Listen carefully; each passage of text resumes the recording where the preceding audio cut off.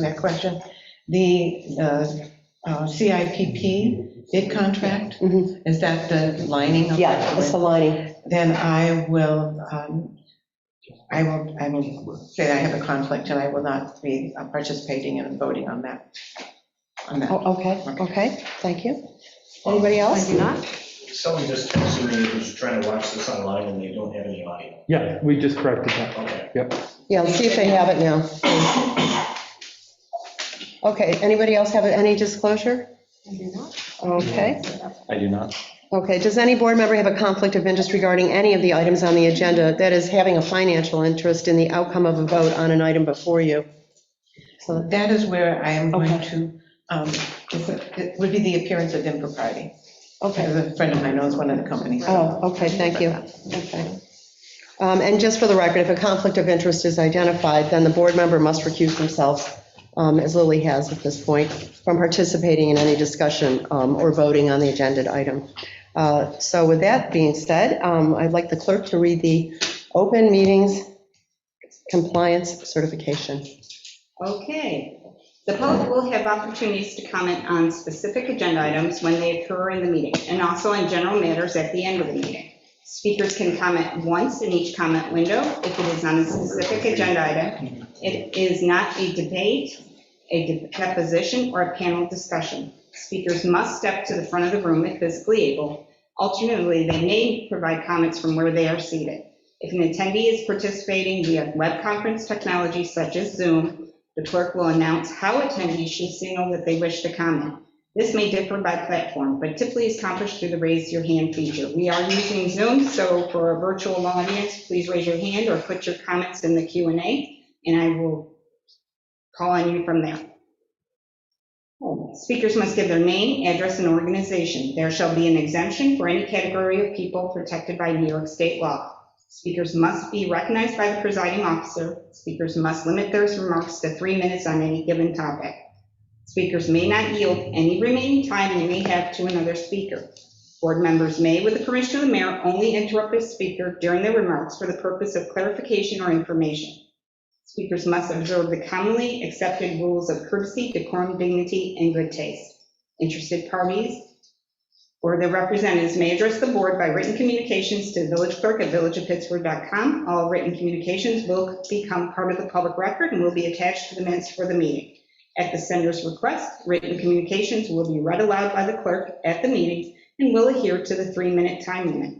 If printed materials or other media are provided by attendees during the meeting, they must be submitted to the village board with the optional distribution to audience members. All materials will be part of the public record. Private distribution of materials to audience members only is prohibited. That was thorough, thank you. No problem. Okay. All right, well, let's start in on the agenda then with our department reports. The building inspector report, the board, you have a copy of that, or do you have any questions for Steve regarding his report? I had one. Steve, you said I've conducted a study of the State Street neighborhood in regards to lot coverages and found the average to be over 39% impervious in the residential area. Can you expound on that and help me understand it a little better? In regard to an addition that was applied for, and I've done it on several neighborhoods, calculating what the average lot coverage is, because our code speaks to 25% impervious surfaces allowed by zoning. But the majority, every neighborhood that I have surveyed is over that. And in regards to an addition that was applied for, they were looking for 37%, to increase to a 37% coverage. So the study was done to look at what the average was within that neighborhood. Okay, thank you. Okay, any other questions for Steve on his report? Wow, you processed a lot of emails. Yeah. 345. Yeah. Wow. Okay, thank you very much. Then moving on, the DPW report. Zach? Can you see me? What do you think? Okay. There you are. The only question I had for you was, when did the summer hours start, or have they already started? The beginning of last week. Okay, Yep. so far so good? So far so good. Okay. A lot of time. Yep. Yeah, it's going to be a little problematic, I think, when, they really start the work on the North Main Street Bridge. We're going to give an update later, but Everything's gonna be problematic Yeah, with that. yeah. There's no easy way around it. Taking French Road back to the shop or Shane Place or March to Gulf to Washington back to the shop. So all our travel times are gonna be increased in Yeah. time, which is a big part of our day and the stuff that we do, but, it is what it is, so. Just had a couple of questions on that too. Thank you for the report, Zach. One, we've talked a lot about the tree work that's occurring in the village. I know we've got a very comprehensive map of the trees in the village and an inventory. Is that being updated as we learn of trees that are being taken down? Yes, we're working on it. That was my plan for today, was to go around and start cataloging what the DOT had taken down.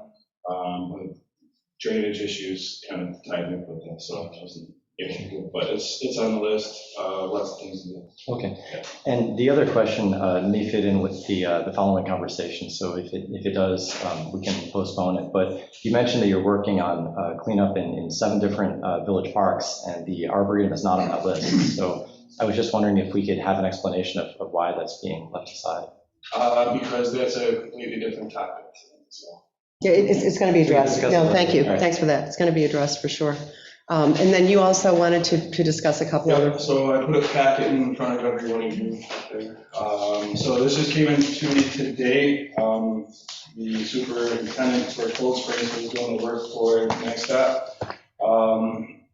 When they first started digging for the crosswalk down the south end of South Main by the bus loop, they came across a buried conduit that is an electrical supply for the light with a sign down there. And we don't have mapping of any of the electric utilities that we, the village owns underground.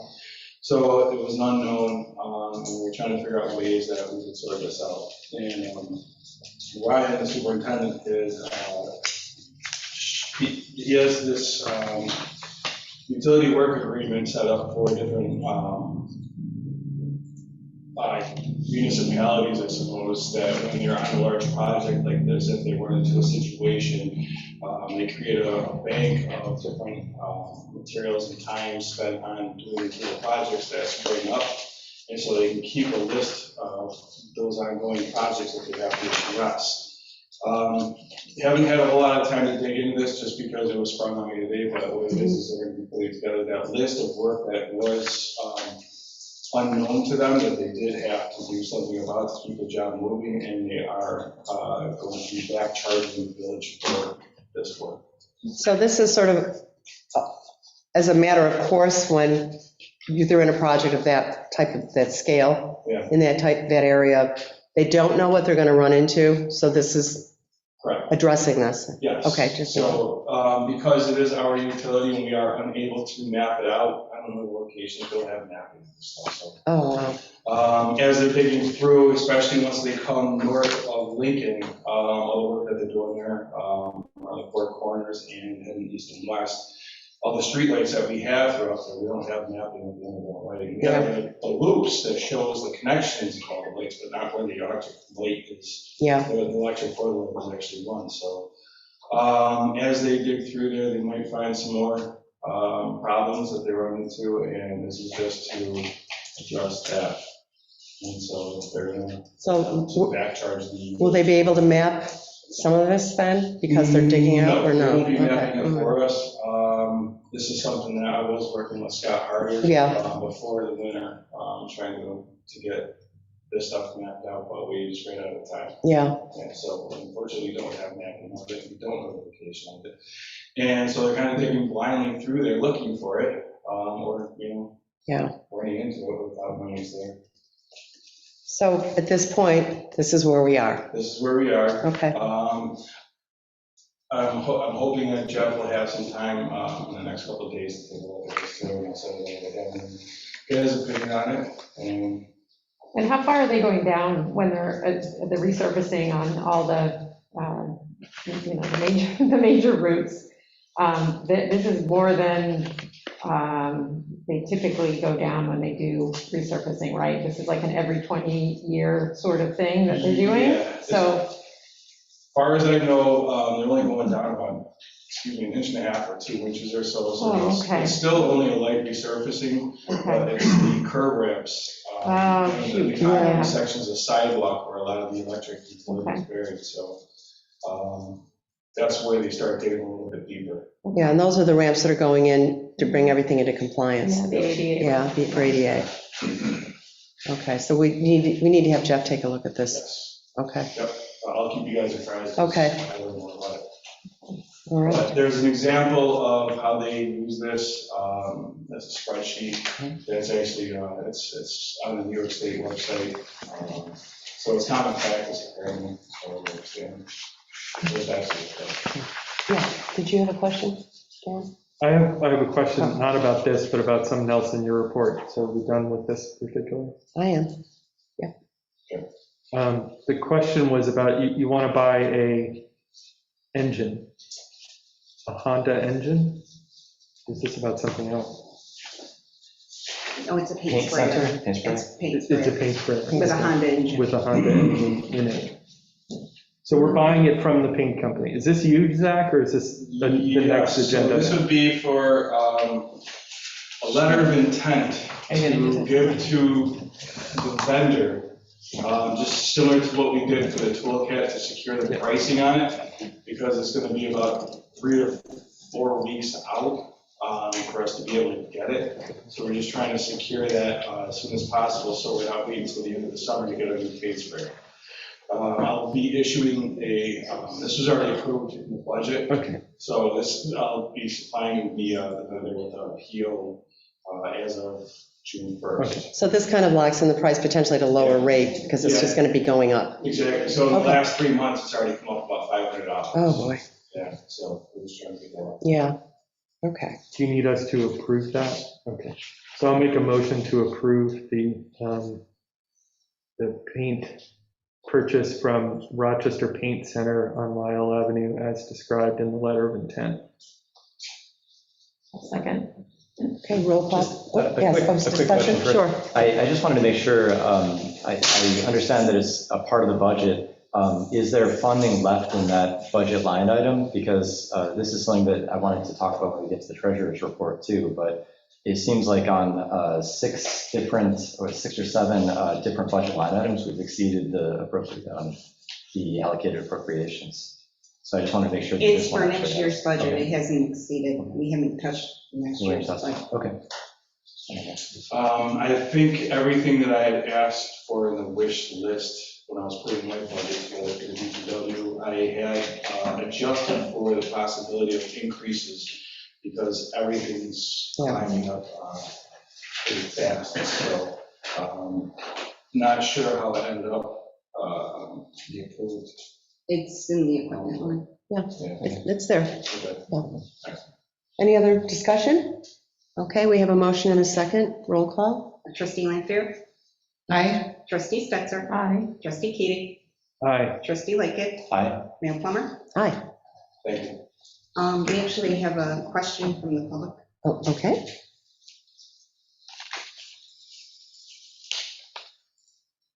Mr. Reynolds, you're able to speak.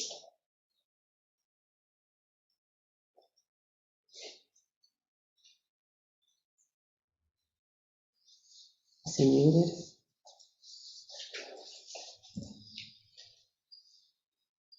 He's unmuted. It was just about the video. Oh, okay, you didn't respond to my question, so I wasn't sure if you still wanted to speak. Okay, thank you. Okay. Zach, the only update I have for you, I was going to do it during my member items, but might as well do it now, is I got a new draft of the safety checklist form. So I incorporated Doug's stuff into it. And I should be able to get that out to the group either tomorrow or next week, and they can play around with it and see if it works. Okay, excellent. Sure. Yeah, great. Okay, and then Renee, you had a couple of Quick questions. question, when I was out watching the current work that's going on, the kind of prep work, it dawned on me that I'm assuming DOT will know not to block the driveway to the canal lamp in, but have they planned that? Have you seen any? Okay. No. I want to make sure we don't hurt their business at all, Yeah. any more than it, it's already going to be inconvenienced, but that's right next to Yeah. where the decking starts, so I just want to make sure that we're being mindful I of can't that. speak for them, but I'm sure they're gonna make accommodations. Okay. Part of it is gonna have to be dug up for some of the drainage replacement that's gonna be through there. Part of their driveway, the canal Not line? necessarily, yeah, in front of their driveway. Okay, So the Okay. pipe actually runs parallel to the curb, but out on Okay. the street, so. I'm sure there will be some disturbance, but I don't think they'll limit access to it. okay, great. And then the other question was, I saw the Roto-Rooter truck out and smelled it at Del Monte again. Is that on our side or their side? There's a, There's, All right, yeah, yeah, Thank this you. is an ongoing issue. Yeah. always. We've gone through their kitchens before and had them relocate some of the drainage to run through the grease collector, but it doesn't seem to help. okay. Yeah. That's it, that's all I got. Thanks, Jack. Anything else, Jack? Anything else for us? Okay, thank you. Yep. Thanks, Jack. Well, All righty. Okay, next up, the treasurer's report. Yep, we have the bill pay. Hopefully there's any call outs from Brooklyn. I had a question on voucher number 625, if it was reviewed and approved by the PZBA. That's one of the Osborne bills, I think. Wait, no, that can't be right. It wouldn't be 62. Osborne. 625, hold on, let me pull it up. Must be HPV, because it's related to 75 million, Yes, right? and that was reviewed then not by PZBA, but the chair of, Yeah, I believe he received Okay, all great. his approval. okay, great, thank you. Any other? I'll entertain a motion to approve it. So moved. I'll second. Okay, roll call, please. Trustee Lightgev. Aye. Trustee Keating. Aye. Trustee Stetser. Aye. Trustee Lanfair. Aye. Mayor Plummer. Aye. Okay, as trustee Lightgev said, I presented Jim's January financials. Thank you. Yeah, No, thank you. it has been a long haul on that. Yes, and we're very close in February being done. So, What came in that was unusual in the February numbers? Because it's hard to tell because you're not seeing what the budget to actual is for that specific month. You're seeing budget to actual for the whole year. Did right, anything come in way high or way low? in January, in January? nothing, no. I can tell you February, you're gonna see sales tax hit. So Yeah. if anything, if you were looking back on the revenues, you're gonna see that it reduced. And I'm gonna explain why it reduced, because originally, and I had spoken to the board about this, we received the ARPA funding and we accepted it in our general revenues. It's actually deferred revenue because it's not counted as towards our revenue goals of the year, is the way of putting it. So I maneuvered, worked with the accountant, we made the appropriate adjustments to take it off. So you will see it went, or probably our revenues went down from the last time. And so the ARPA funds are sort of essentially isolated, so. Yes, they're put Which in, is it's almost a like good a thing. reserve, it's there, Yeah. you can budget to use it, and then you would transfer it into the budget, but right now, it's in a safe spot. It's waiting for a project. Yes, it's waiting for a project. Okay, So the fund balances in ARPA as revenue received is zero. Correct, Yeah, as it yes. should be. Okay. Yeah. Yes, Lily. Thank you. Regarding those funds, can you give us a figure on what it is? And I want to make certain that, It's 69,000, I believe, in change. okay, so that's what, that's the what total we've of received what so we far. received. Yeah, Yeah. it's in 2 installments. Okay, so Yeah. 2 installments. Have we, as a board, made a decision regarding when we will discuss projects for those funds? That was something I had under memory, Yeah, but yeah, since we're yeah. discussing it, I would like to know if the board would be interested in setting a date for discussion regarding the use of the ARPA funds, the projects, how to solicit public input regarding what the villagers might be interested in. Yeah, and I think, and Zach, maybe you can speak to this too, because we were talking about having a separate DPW workshop, about projects and where we are, because the ARPA funds primarily can be directed towards infrastructure, roads, streets, there's a. That's one option. Oh, no, of course, but we're just saying, we probably could tie it in then with that workshop, because we were, talking about scheduling one sooner than later. As much as I appreciate that, and I appreciate the thought of the infrastructure, I noted in the town, when they solicited for input from the town residents. They were doing things, and I understand, they got a lot more money, I get it, They have 2.8 I get it. million, they're doing pickleball courts, Yes, and yeah, I know, they're kind of, And yeah. all of these amenities I really know. sound delightful, and I was hoping that we might be able to discuss something Sure. similar, so that it wasn't all going underground. I'd like to see something visual somewhere. Lily, I It's just think- a nod. I think the idea of having a conversation about that is a good one. Yeah. And let's schedule it. Do you want to bring out calendars now? Or we could put it on the agenda for the We'll next put on the meeting. agenda, and Why don't we maybe just do that, and then some of the public would move it forward? Yeah, like to come and talk to us about what things they'd like to see. sure. And pipes above ground don't count. No, no, I don't want to No see the spigots. hydrant, no. I like doing things at home, I like things that show, not things that don't. Okay. And one more question. Yeah, oh, I'm sorry. you had another question. Also, when we get there, might we defer the review of the minutes until later in the meeting? That's a question if the board would like to consider that option. I see it on the agenda here, but I'm wondering if we might defer till later in the meeting. There's a lot of them to do. Sure. Okay, I mean, I'm fine with that. And great, Yeah, we thank can you. do it right at the end. Yeah, Sure. Proceed, Dorothea, Keep things thank you. moving. Thank you. Going through the expenditures, there was a couple negatives. One was with the parks and the arboretum, because it wasn't a budgeted item for this budget year. I need to make a budget amendment for that. I'm waiting till I get the February numbers done, so I can do all of them at one time, whatever there is there. Outside of that, I didn't see any other negatives in the expenditures. When I looked through, I noticed 6 areas. There were 5 in the general fund.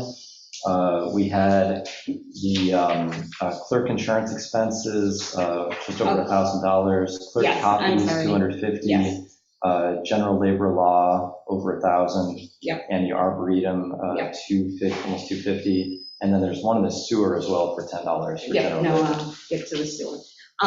Yeah, these are minor amounts. We'll do the budget amendments for them, and it happens. Unfortunately, insurance, we had an additional expense. There was a as I'm reviewing the negatives, I'm looking to see, and sometimes we have charged things to the wrong account. There was one of those in there, and I've straightened it out, but I will be presenting budget transfers to the board.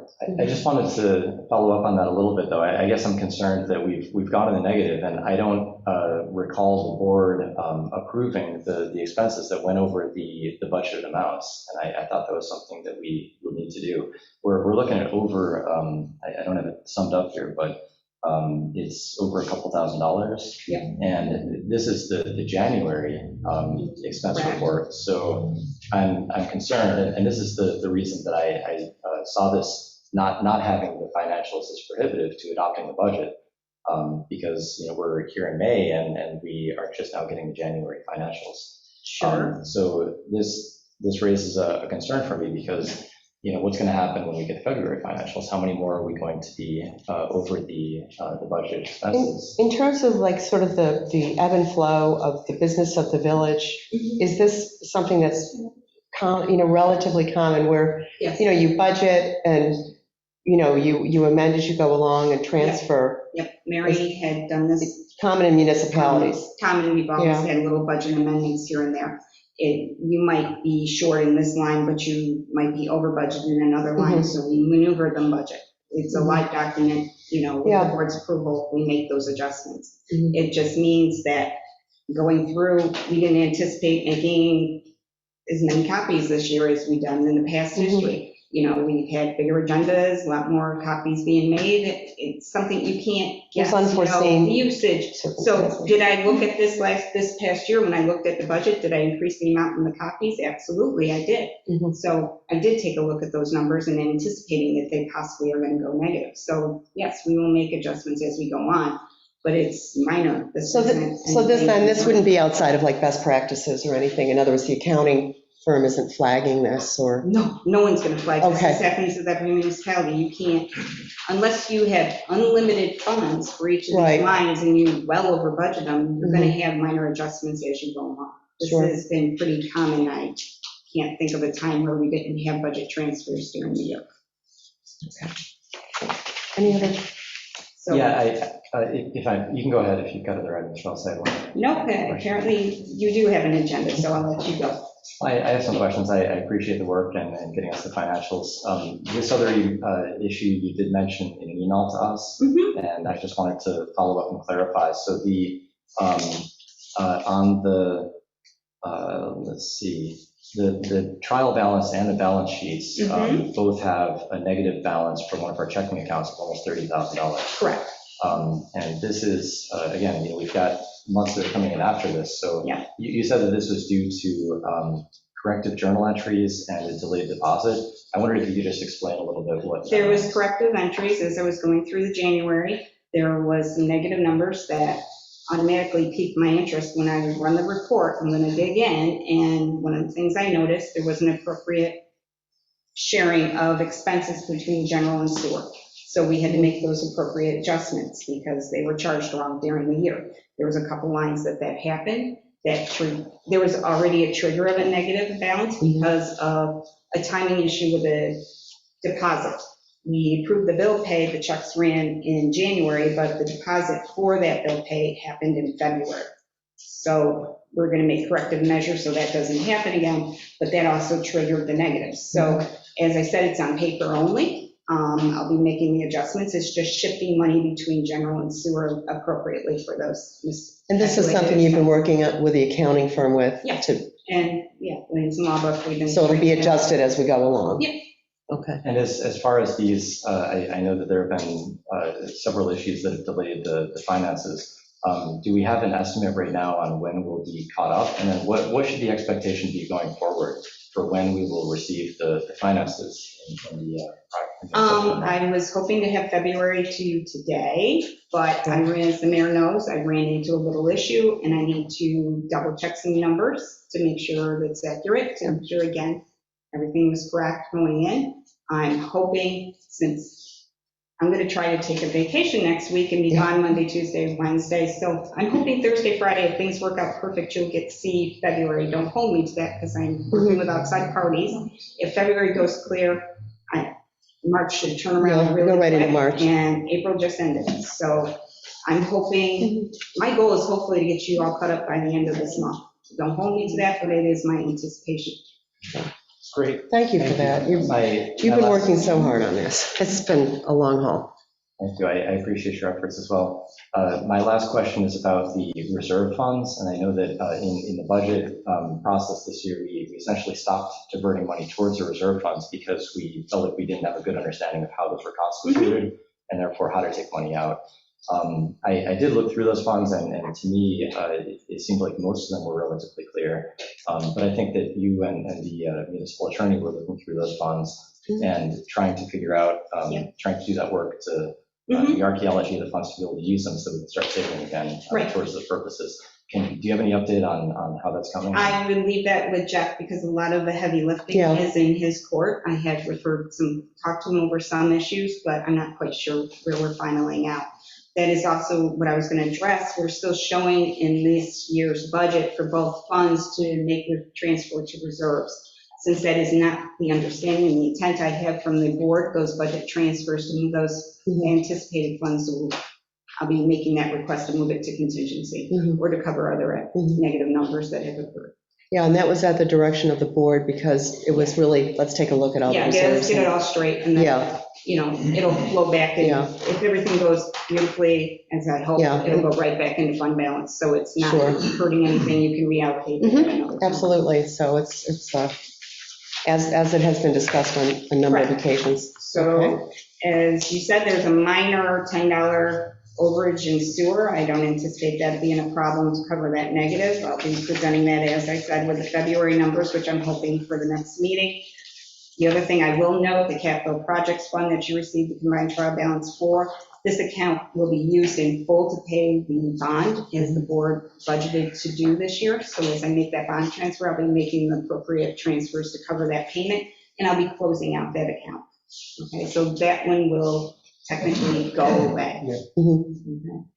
Thank you. Thanks. Is there any other questions on the financials as presented? No, I just look forward to the conversation that we have at the end of the budget year around what are we going to do with extra money? I would love to make that conversation. Yep. And I'm hoping for lots of extra money because I'd like to see our fund balance continue on the pace it's been. But if I can have a motion and a second to approve the January financials. So moved. Is there a second? Second. Roll call? Trustee Lanfair? Aye. Trustee Stetser? Aye. Trustee Keating? Aye. Trustee Lightgev? Aye. Mayor Plummer? Aye. Motion passes. Real quick, 2 quick topics. As I just said, I'll be on vacation 3 days next week, so you can email. I'm going to try to ignore it, so don't take it personal. Also, I am working on tax bills. That's the other big thing we're working on right now. I anticipate those going out at the end of May. I'll remind the public again at that time, but this process is moving along smoothly, so those should be going out at time. And also, the office, we know our counterpart, DPW, has summer hours, and we reviewed some of the other villages, and lo and behold, a good portion of them also have summer hours. And again, with the bridge closing and other things, we were wondering if we could possibly work it out. So either, we use our comp time, vacation time, but maybe close at 1 or 2 o'clock on Fridays during the summer. If that would be agreeable to the board. Yeah, when I was at NICAM, a number of municipalities do that. I never knew, so. But someone would be left, one person, a skeleton crew or something? No. No, we would close, and we would post Nobody here. accordingly. We'd have our emergency lineup, and, if there was an emergency, the public can always. It would be closing just a few hours early on Friday. Mhm. That's really what it would be. And I support it. I can tell you that I've never seen staff work so hard and so diligently, and I think it's well-deserved to at least get a couple hours off to start their weekend on a And it Friday. will help reduce some of the vacation, Yeah. everything that we've been accumulating. Yeah, so, yes, A question, Justin. what is the typical call volume or number of visitors we receive on Fridays during this period? Fridays is one of our lightest days. Yeah. I would say we get 4 or 5 people, and that's a lot. And calls, it depends on what's going on. We really can't anticipate, it could be, if we got a major issue going on, of course, we're going to be swamped. If there's not, it's few and far between. Yeah, and we can post it and people adjust. I mean, people have summer We would make it very vacations welcome. around, yeah, I think, I think it's a nice thing to do. I think it's a good thing. I wonder if, I believe that we usually call for comments from the public, and we haven't done that so far in this meeting, but I wonder if anybody has any thoughts on this? Anybody wish to speak on summer hours on Friday, closing a few hours early so our staff can get a little time? Okay. Anybody online wanting to comment? I got nothing. Okay. So I'll entertain a motion. I'll make To a ad- motion to adopt- adopt summer hours, closing at 1 PM on every Friday. What are the dates we're saying? Beginning and ending one. When we go. What are the first? June 1st to September 1st. Yeah, Yeah, that's that. we'll take whatever you give us. Okay. Okay, so there's a motion on the table. Is there a second? Second, Lanfear. Okay, roll call. Trustee Lightgev? I just have a question first. So as far as we said that we're going to change the hours, is this going to be comp time, or how are we going to? Either- Are we just giving people a reduced number of hours per week? What's the? We would want to keep our total hours, so we would either use comp, vacation, or we would work extra hours during the week. We'd make sure we have our 40 hours. Is that the same as what the DPW is doing? And Yes. Yes. Exactly. I'll vote in favor. Trustee Keating? Aye. Trustee Stetser? Aye. Trustee Lanfair? Aye. Mayor Plummer? Aye. Motion passes. Thank you so much. Okay, well, thank you. And that's all I have tonight. Okay. Alrighty. Okay, so we're going to move the minutes to the end. I think that was a good Thank you. suggestion, sure. And so let's start in on our meeting items. First up is Trowbridge Wolf Michaels Landscape Architects. John, come on up. How are you? Could be on the screen. Good. I was over here. I've got a hard Okay, copy. will You'll he be be picked hearing up? better. Do you want to sit up here? 'Cause- Sure. Yeah. Oh, and you have a PowerPoint, okay. I might have used You guys to have hard moments copies in of my this, or do you form. need- Yeah, I have it on my, I warmed it up for you. Does anyone need a hard copy? Has it changed? Yeah, thank you. Just one. you added one more, maybe the one that you added. But if anyone would like. Oh, yeah, maybe people need Yeah, it. I've got it up on my screen, so I'm good. Okay. Thank you very much. All right, good to see you. Okay. You too. Thank you for having me tonight.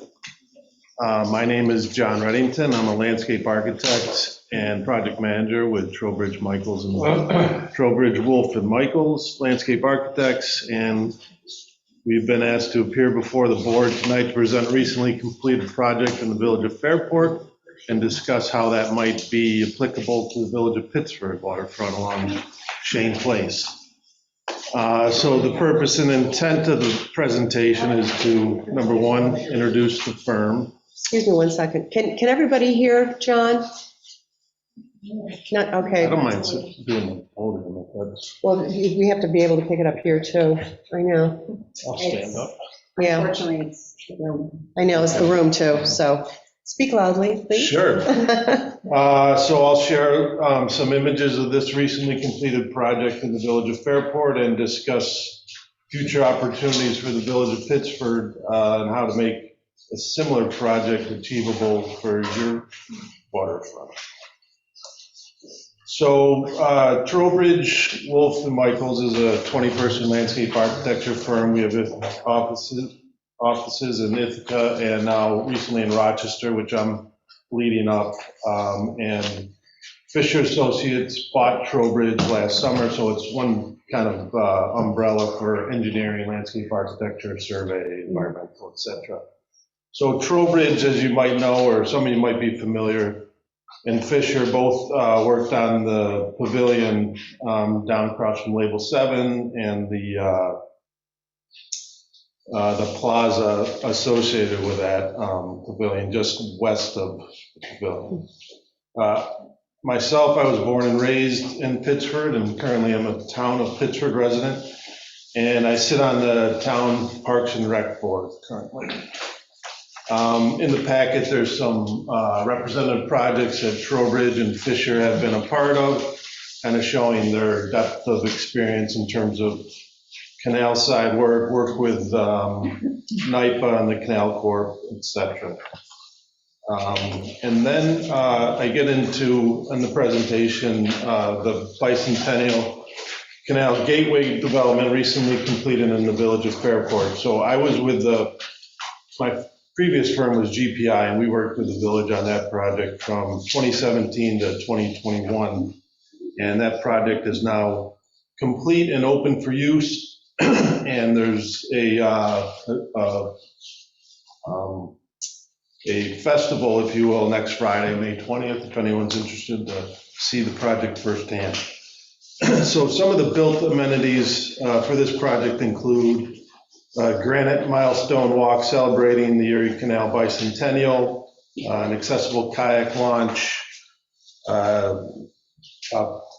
to 350 linear feet of motorized boat docks, electrical and water hookups for those users, and we turned Liftbridge Lane West into pedestrian-only Festival Street, which has clearly demarked bike lanes and areas for festivals. So the introduction of that project with the village of Fairport started with some concept level ideas that we worked out with the village and some of the public, and we took some of those ideas, created a concept plan, and then helped them with a consolidated funding application for New York State's program. And the result of that was $450,000 in grant awards from New York State Parks and New York State Canals. Can I ask a question, John? Sure. Is that $450,000 a percentage of the total project? And is that how they determined the figure of 450,000? In other words, if you have a $2 million project, you get a certain percentage in it? The submission did not include the dollar value. It doesn't, okay. But that was the award.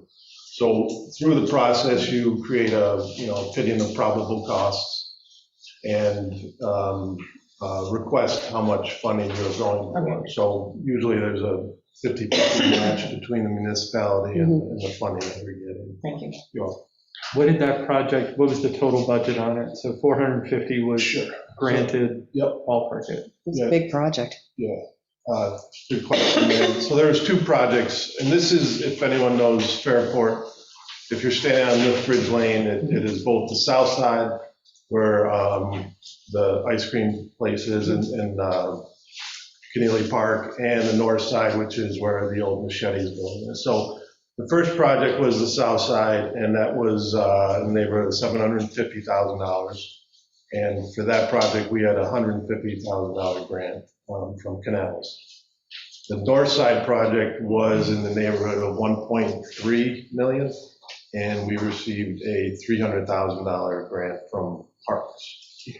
The north side project is much more extensive. It included the roadway conversion, so a lot of utilities up and down the road, and it's the extensive dock. Thanks.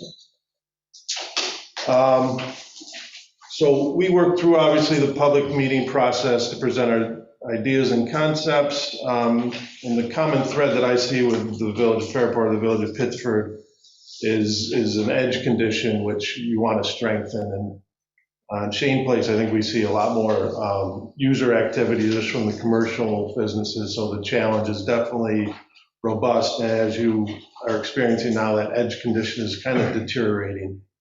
So what I'm showing, and hopefully you can see it in the packet, was kind of our vision, or one of our visionary sketches to really bridge that gap that existed between the canal path and the water. So likewise, we see a little bit of that in your village as well. So we were looking for a seamless transition, all one level from the canal trail to the waterfront. The result was an inclusive and accessible landscape experience.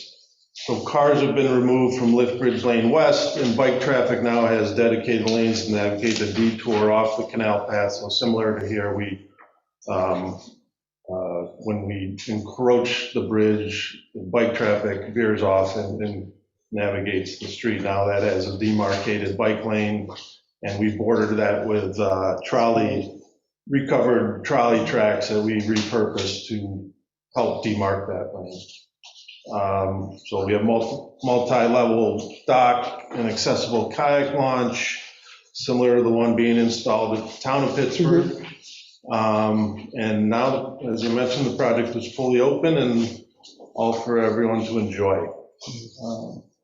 So the application I see for the Village of Pittsford is you have some recently completed comprehensive plan, the active transportation plan. So similarly in Fairport, we use those as kind of the guidebook. So you guys have done a lot of hard work. A lot of people in this room have been a part of that, and it's great. You guys have started that process already. So if that was something to build on, that's kind of what I'm looking for. So we have a couple drone pictures recently. We took those last Thursday to look at some of the edge conditions, how we could provide value to the village in the event that capital projects are approached. We're very familiar with the agency coordination and permitting needed. So we're talking joint application between the Army Corps of Engineers and New York State DEC, Canal Corp, good relationships with them as well as SHPO. And the last slide, that might not be in your packets, but so I'm looking at potential next steps for the village. So again, we started this process with the Village of Fairport with a consolidated funding application. And that submission deadline is coming up July 29th of this year. And there's some highlighted amounts that they've recognized of what category is going, what amount is coming from what category. So And then there's a public meeting tomorrow morning. If anyone's interested, I can send you the link to that. So it's a Finger Lakes Regional Economic Development. Yep, I've signed up. Okay, great. And that concludes my presentation. Do you have any questions? Yeah, thank you. Thank you, John. Yeah, I mean, really what's been done in Fairport is pretty amazing. And it's really, I think, been really changed a lot of the dynamics of how it used to be. Yeah, You know, it's definitely rewarding yeah, work, yeah. for sure.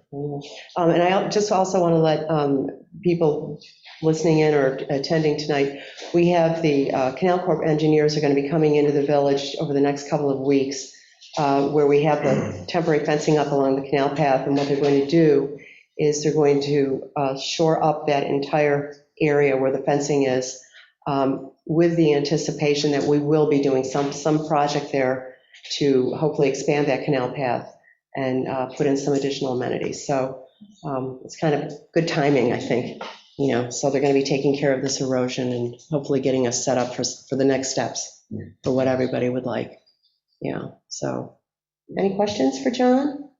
I think it's all good. You guys do great work. I appreciate it. Yeah. John, the next thing I would want to understand a little bit is the application deadline you said was July 29th, which is coming right up. Yeah. So can you send over a draft of like what that thing looks like so we know how much work it is, that if we're going to do that, we know what we're getting into in terms of an application? Yeah, the website's very user-friendly, so you could even say, pretend you're starting an application. So it's, you know, it's not terribly cumbersome, but they will need things like estimates or opinions of probable costs, kind of some schematics of, this is what we want to do, this is priority 1, 2, 3, 4, kind of thing. What are these, you know, what would you want to grant money for? So it has to be somewhat focused, but it's very user-friendly. Yeah, I'm in the meeting tomorrow to go through the process with the, you know, for the funding. So we'll get, I think, more specific information. Yeah. Oh, you're signed up too? Okay, see you there. Any other questions for John? No, thank you. Really helpful. Thank you so much. Say hello to Catherine Wolf, I hired her in 1997. Oh, well, She did a great job. yeah, she's She's a great landscape architect.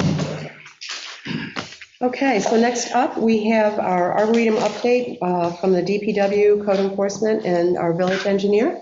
We need to, Pardon me? the PowerPoint, Yep. I need it. Oh, I need to get it. yeah, no, she's got to set this all up. Yeah. I'll be blocking, I know, I need to move. I want to put Put this as far away from the. No, you're perfect. Yeah. Thank you. Yep.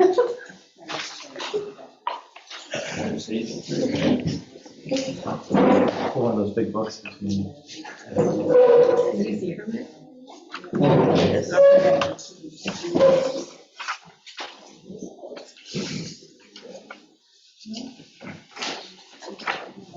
Yeah, give us a minute, we're getting things organized. You've already seen how well I am with technology earlier. I'm just so- gonna put this here temporarily. I hope I don't spill. I need, okay, never mind. No, I'm joking, I'm joking. Because it was still on there. No, really, I'm joking. I'm joking, I won't. We probably don't know, it's a big old program, it's almost full, so. That would be ugly. John as well, I noticed he got in our comp plan and our package. Oh, I should.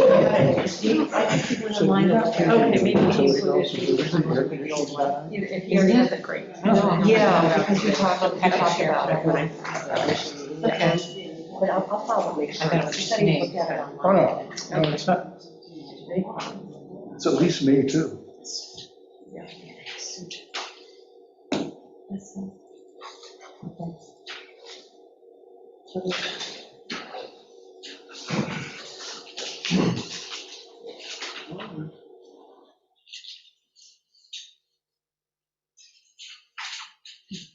Getting there.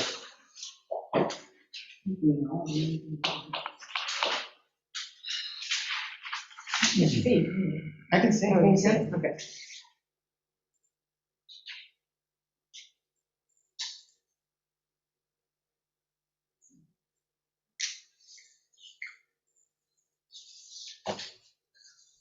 Here we go. Okay.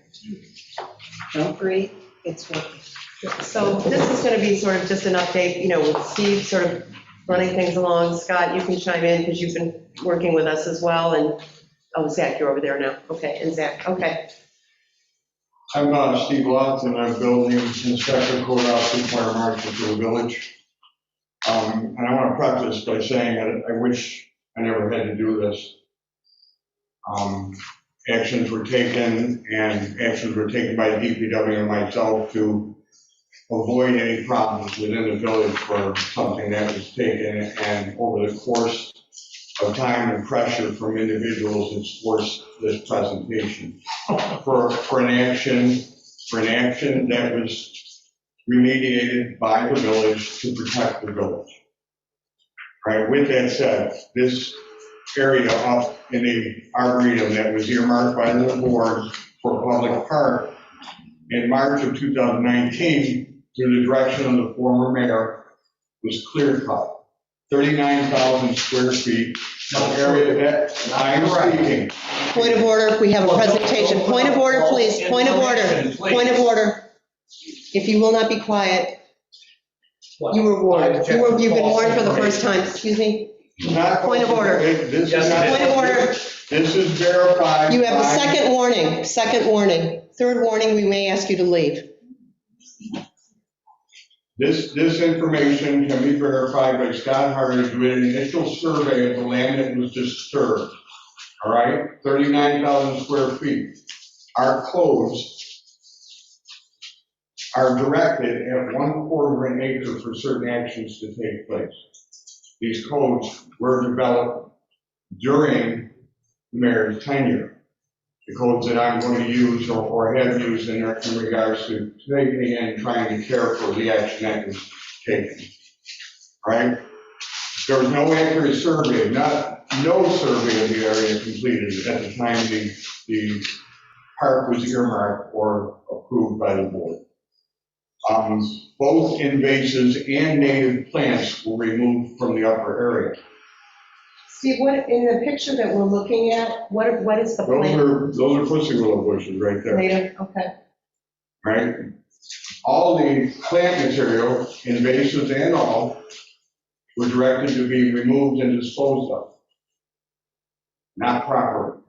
I don't wish to say where they were disposed of, only because I don't want to create more problems for the village, but just to say that they were disposed in a way that was wrong.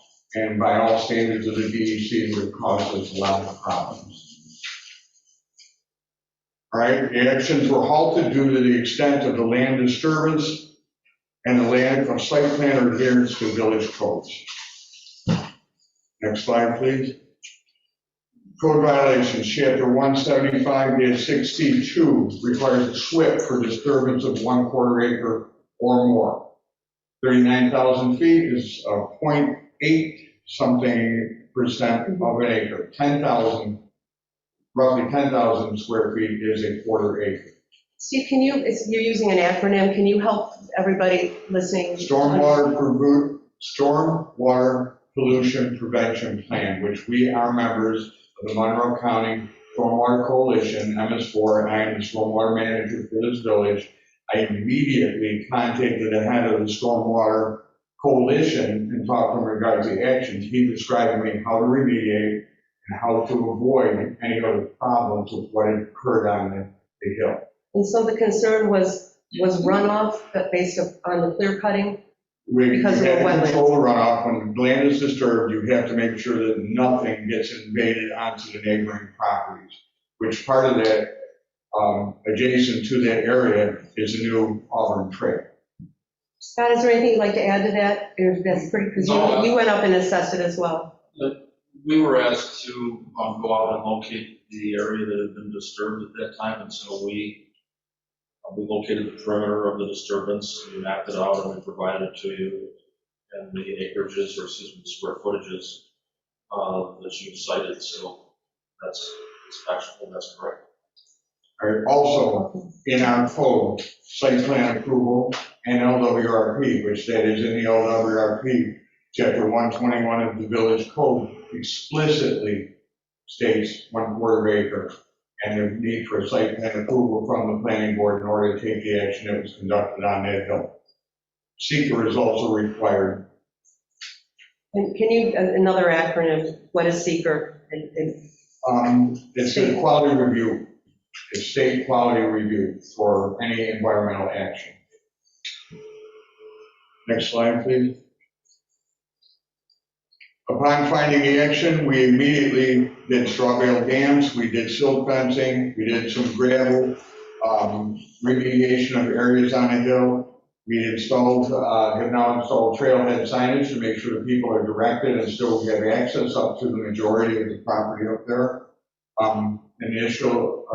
Actual factual survey has now been conducted, or I'm not sure if it's completed. It's in progress. In progress, that will earmark or tell us exactly how much land is up in the area that's owned by the village. So then we can determine what's needed for the DPW and then what the remaining land is there viable for public use.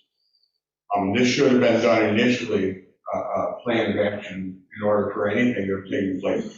It was done at the last minute before noon, and 185 trees were thrown around up on that property up there. As at this point, part of the big thing that's been is that there's a small area with about 20 trees that's closed off from public access due to the fact that the land was disturbed. There's pitfalls, there's tires, there's gravel, there's all sorts of things up there that I would deem a safety issue for the public. Was the land It was leveled or? No, it was never leveled. It was just, they basically just took equipment that's not meant for landscape use and forced everything off the property. But the bases are all back, there's stumps up there, there's holes in the ground. Right now, there's less than 2% of the total acreage that's not public access due to the fact that it's still a safety issue. And with that, the biggest complaint I keep getting is that they can't weed the trees in that one small area. I will say this, that the DPW has been directed and will be conducting a couple hours here and there to go up and take care of those 20 trees. In that, not one other tree in all the available areas for the public has been touched. Not one tree has been weeded. Could you direct? That to me tells a large story about where the direction of this is going and how this is. I don't think Lily can hear you. If you could direct your comments. Could you direct your comments to the board, please? Yeah. You're addressing the Board of Trustees. Sorry. Thank you. None of the trees have been weeded up there, including the 165 that are available for public to weed, take care of, control. The only concern has been through this whole thing is the one small area at the top of the hill. Right, at this point, we have a plan of action forward with the survey being done, and the land will be figured out what is necessary for the DPW, and then the remaining land will be and should be available for this village to utilize. That's the plan, and part of this whole discussion, everything is in regards to this land. Every DPW facility in this county is protected. It is secured. It is made safe for public. Ours is not. Right? The area that was closed with a gate and put a pile of mulch for use on this new park area was done for safety reasons. To keep our public safe and to keep the DPW from having to worry about somebody walking around if they're driving around a piece of large equipment. Want the next slide? So what's going to happen, a full survey, a stormwater pollution prevention plan should be done. I will say this, the town in the Auburn Trail spent almost 2 years to create a project that is wonderful, a wonderful trail for the public to use. They followed every step that you see on this board. A stormwater pollution prevention plan, a full environmental assessment, LWRP compliance review by the PZBA, complete site plan, professionally designed, and source grant funding, which is what this village should do in order to make this project wonderful for the residents. Project goals, an arboretum for all to safely access and enjoy, developing a thoughtful and well-designed project in conformance with all village requirements with public input and professional guidance. Security of DPW facility and equipment, safety around the DPW facility has been the utmost priority or over anything else. A project that addresses protection of workers and residents around the DPW that coexists with the arboretum and ensures the health, safety, and welfare of all those in the environment. Zach, did you want to just speak, I know you're scheduling the crew to go up and do some work up there? Yes, we're planning on being up there tomorrow for a couple of hours. Okay, thank you. And also, thank you for making the trail signs, the signage. I think that's helpful as well. Yeah, and I know you're going to be adding to that, that's right. Thank you. So clean up in that area that Steve's talking about, the little. Yes, that area and other areas. Okay. Any area that really needs some sort of protection. May I ask for clarification regarding the last slide that was up? I don't think, unless I'm confused, that part of the Arboretum project includes the DPW. The DPW and whatever happens on that property is separate. It's not part of the Arboretum plan.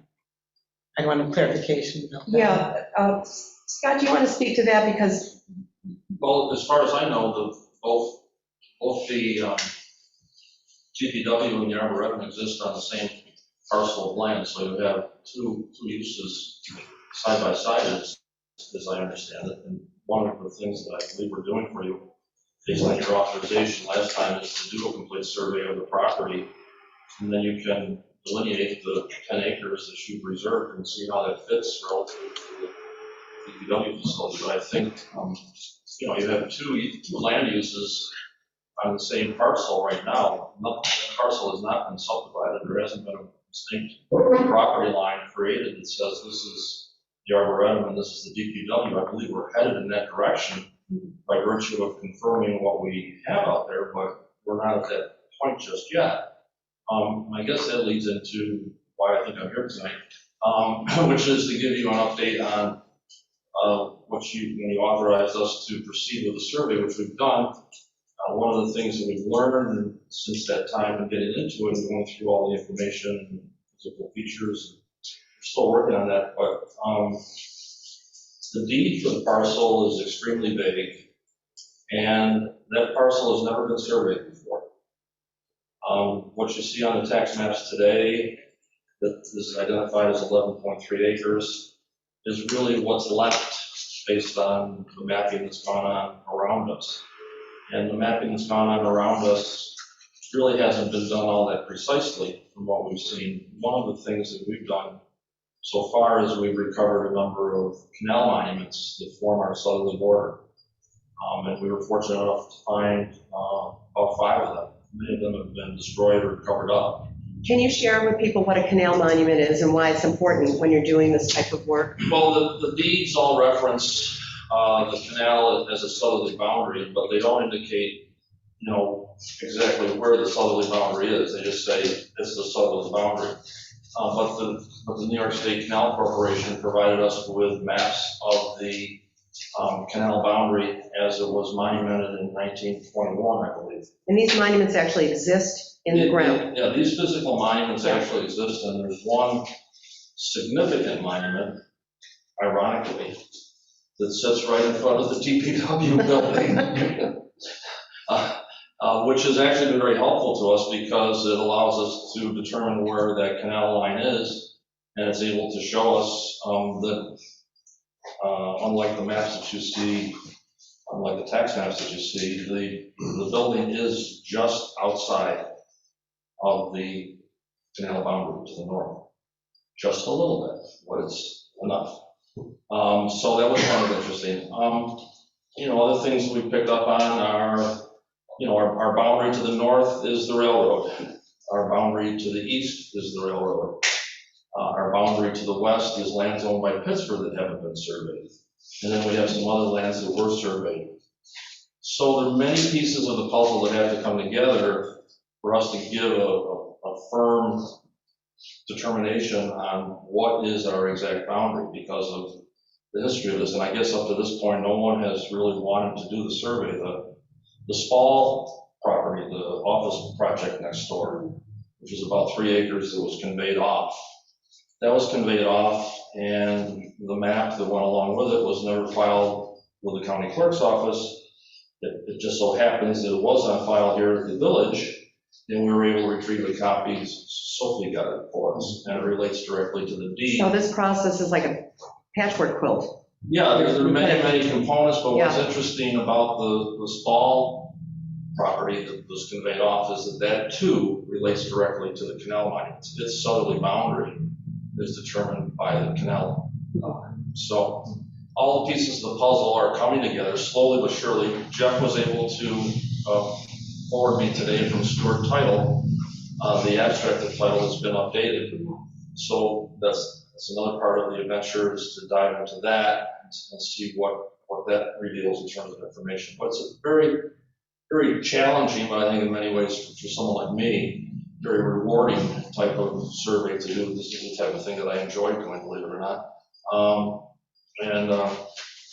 So it's a fundamental process, so we really know what we have and where boundaries are. Right. And then you also had mentioned the concept of doing a needs assessment for DPW. And just, in terms of what they would need for land and to be able to maneuver for their. Yeah, well, one of the things we're doing in addition to the boundary is we're picking up the buildings, we're locating the buildings, we're locating the occupation of the DPW and the yards around the buildings, because it's not just the buildings to use, right? And so that'll all be on a map at some point in time for everyone to look at. And if you proceed with a professional landscape architect to do the work that you're speaking about, I mean, this map is transferable to that individual to use for design purposes and anything they like.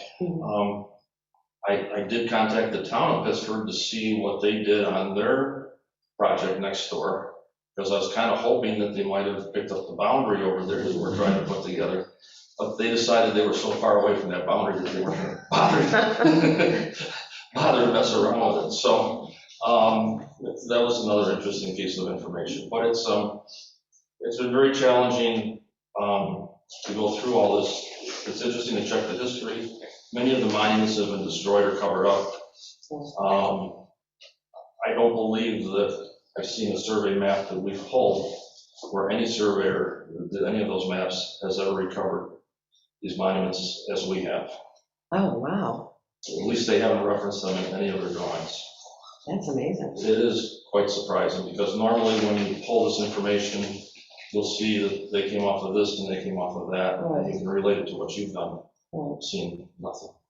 Seen just general calls, if you will, like where near the edge of the railroad, and if you look at the deed that's relative to our property, it pretty much says more or less quite often, and it leaves a lot to the imagination. So we're putting the pieces of the puzzle together. The objective is to have a firm boundary that you can be confident of, and then also a map that can assist in the design for whatever you decide to design. And so just to get back to, the question that Lily posed, DPW is separate. The fact that this area has really been highly activated with, first, I think with the town really, opening up their preserve, and, also with the Arboretum, and Zach, maybe you can speak to this, and I know that the crew, I think, is maybe listening tonight as well. There's much more pedestrian traffic, people with dogs, Yeah, it's all day long, lots of activity. Kids walking around there, dogs off the leash, cyclists. It's an active place at this point, and it's a safety concern for everybody. Because you're going in and out of those garages with heavy equipment.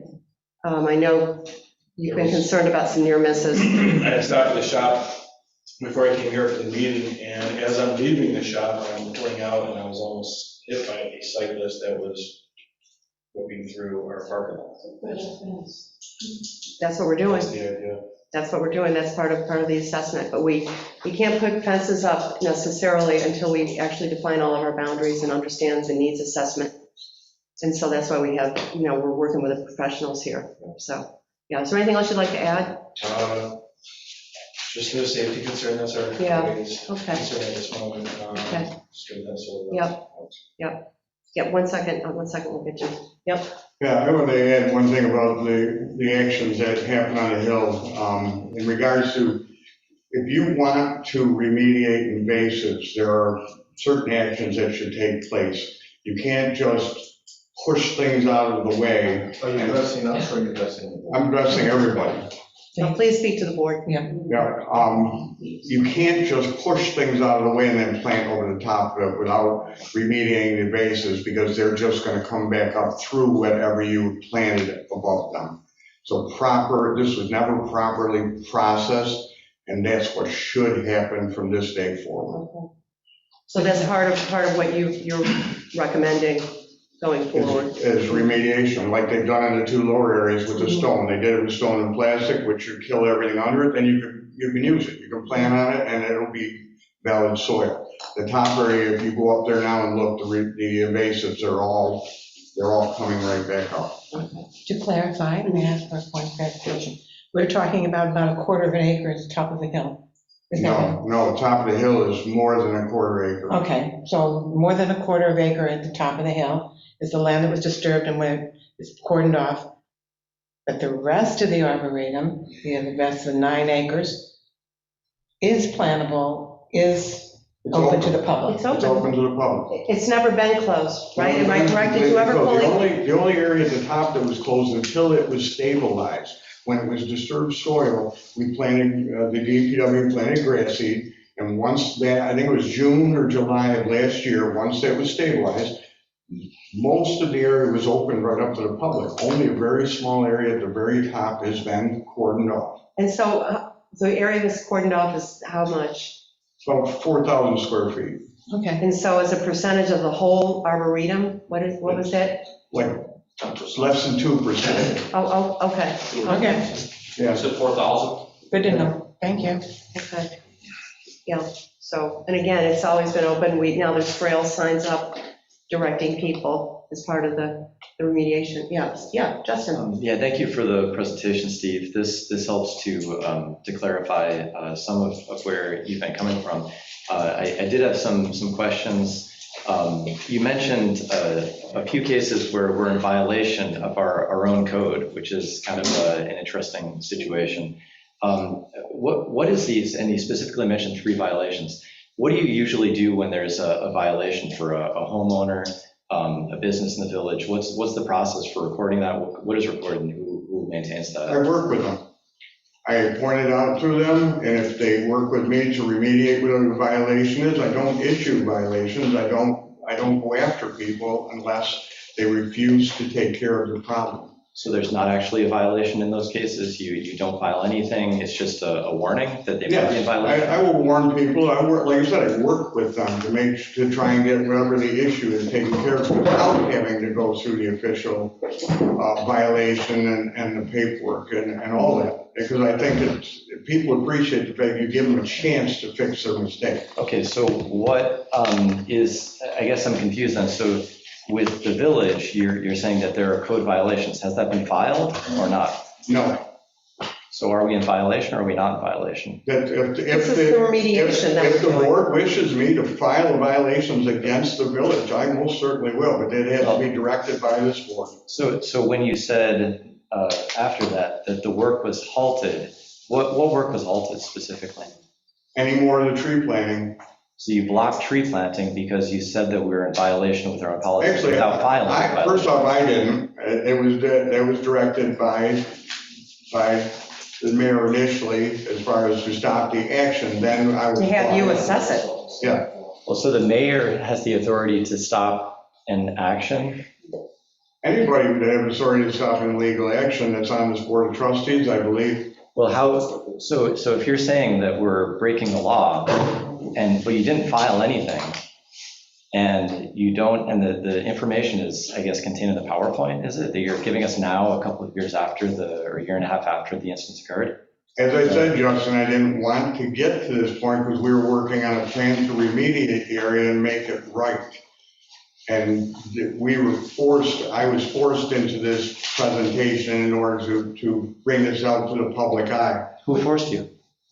You, I'm not you by your legally. reactions, by consistently coming after me, by having a walk up there, and the things you said to me, by saying I had a political agenda in this, and that I was doing the mayor's bidding, or that I was withholding information from this board. Steve, I would like to, well, you're saying that you're not withholding information from this board. I'd like to stay on that topic. So where are these violations? If we're supposed to be in violation of this, and you're saying there's All right, no. specifically. Okay, I'd like to bring this back really quickly to our attorney, because I think, Jeff, you can really, the violations were identified, what you just saw in this presentation were steps taken, just as we're working with a homeowner, he's working with our village, with our board, to remediate and put things in place to move forward. So I don't know if you're looking for like a violation ticket to be written up. I'm not sure what you're looking for, but Jeff, maybe you could, speak to this in terms of what happens in a municipality when an action like this occurs. And were Steve's measures inappropriate in some way, or is there something that we're all missing here?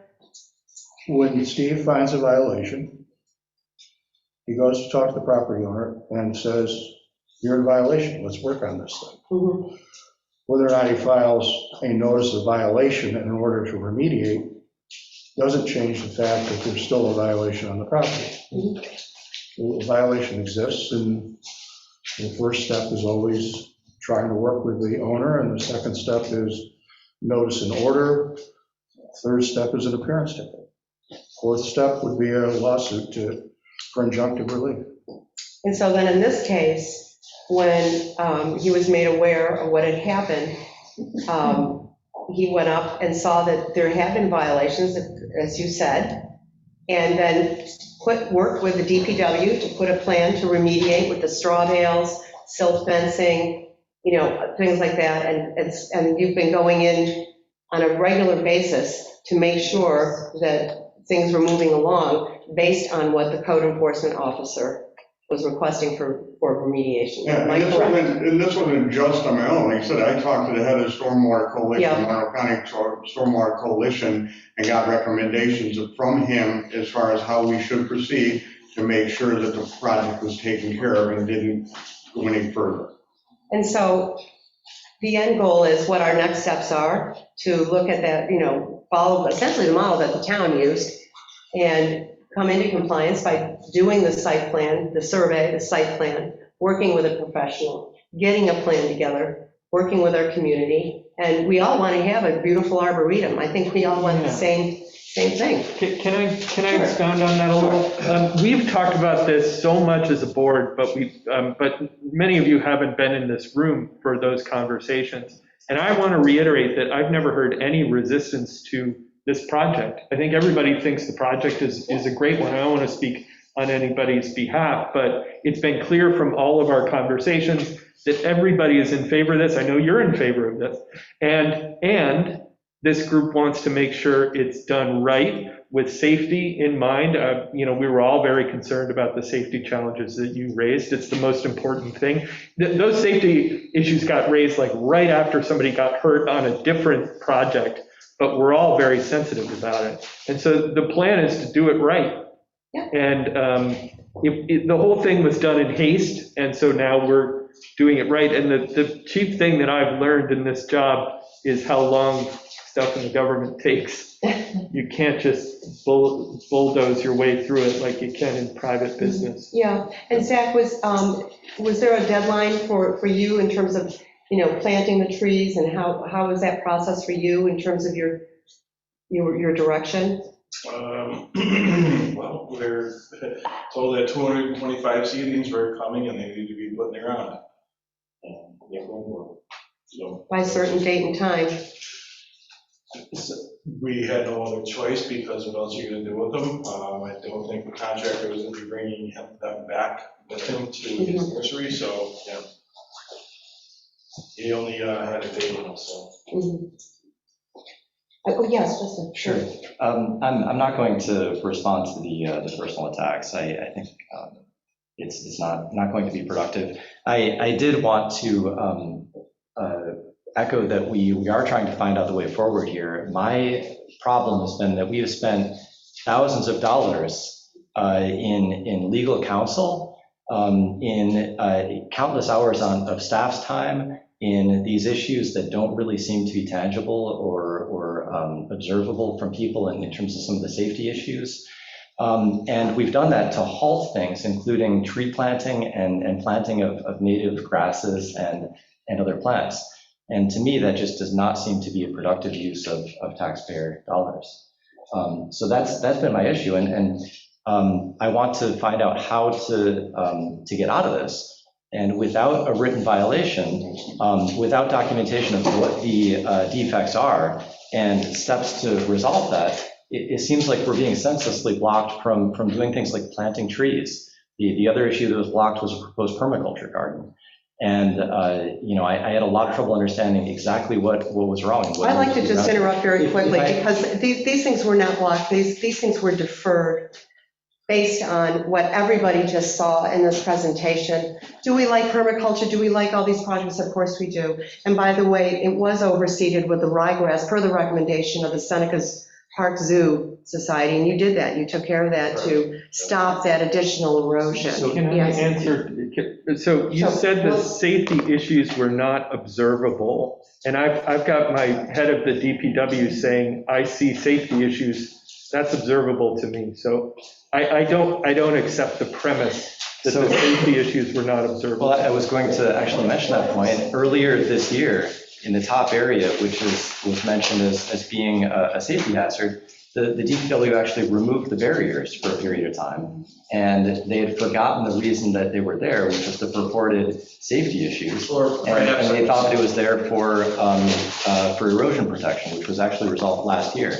So when you say the DPW is able to observe it, it seems like they're actually not, and they're getting their story a little bit messed up. I misspoke, Justin. He misspoke. Okay, so we cleared that up. Well, I would like to just follow up on the violations, though. So we've got the SWIP violation. Now, you said that we had disturbed soil that had to reach a state of remediation, and that occurred in June of last year. So is that now no longer an open violation? Or is that, if you could help me to understand the violation, I'd appreciate it. That's an interesting question, because technically there's nothing going on up there right now. So as long as nothing goes on up there, there is no violation right now, because we remediated the problem by stabilizing the area. There is no longer disturbed soil. So technically there is today no violation compared to what's there. But if you were to go up there and start doing activity and disturb a quarter acre again or more, or want to create a park or something for the public, you have to follow the proper code steps. Okay, so you're saying that the first violation listed here is no longer an issue? Pardon? You're saying the first violation here is no longer an issue? There was remediation. We remediated the violation. DPW conducted the remediation. Good. Now, the other issues, they are documented or they are not documented in a form that is viewable by everybody to ensure that we're being transparent and consistent with our process. Is it written down in a single document that people can look at for the site plan approval that's necessary and for the seeker review? I mean, it's standard. I don't understand what you're getting at. It's not for me to do. I don't create a SWIP. I don't create a seeker document.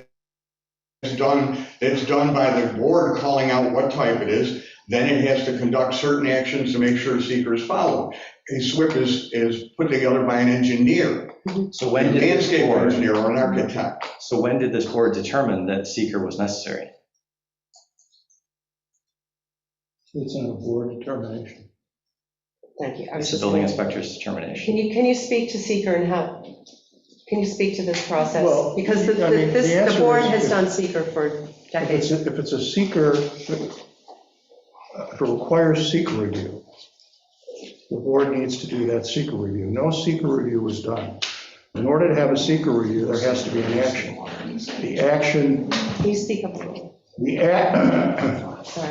action here, as I understand it, is to create a park up there. that takes site plan review. So those are the actions. So until you have the action to review and analyze, you can't do seeker. So are you saying that there is no park up there since we didn't do seeker? No, I'm saying there's no plan, there are no planned parks. You're not going to go any further with your planning and your activities. But seeker was required for the action that already occurred? Is that a true statement, or in Steve's determination? Seeker should have been conducted for the action taken by Chapter 210 zoning, Type 1 actions. All agencies are subject to this Type 1 list. Alteration of more than 0.25 acres of land unless associated with a single-family, two-family, or three-family dwelling. Number 6, removal, replacement, alteration, or pruning of more than 0.25 acres of trees, landscaping, or natural growth unless associated with single or two-family homes. Okay, so then why didn't we do seeker in the year after these actions Because occurred? there was no plan. There was no plan. What actions Because already we're occurred getting a that you're plan in saying- place. There's no, I'm not going to argue about That's this. the whole point. There's no plan.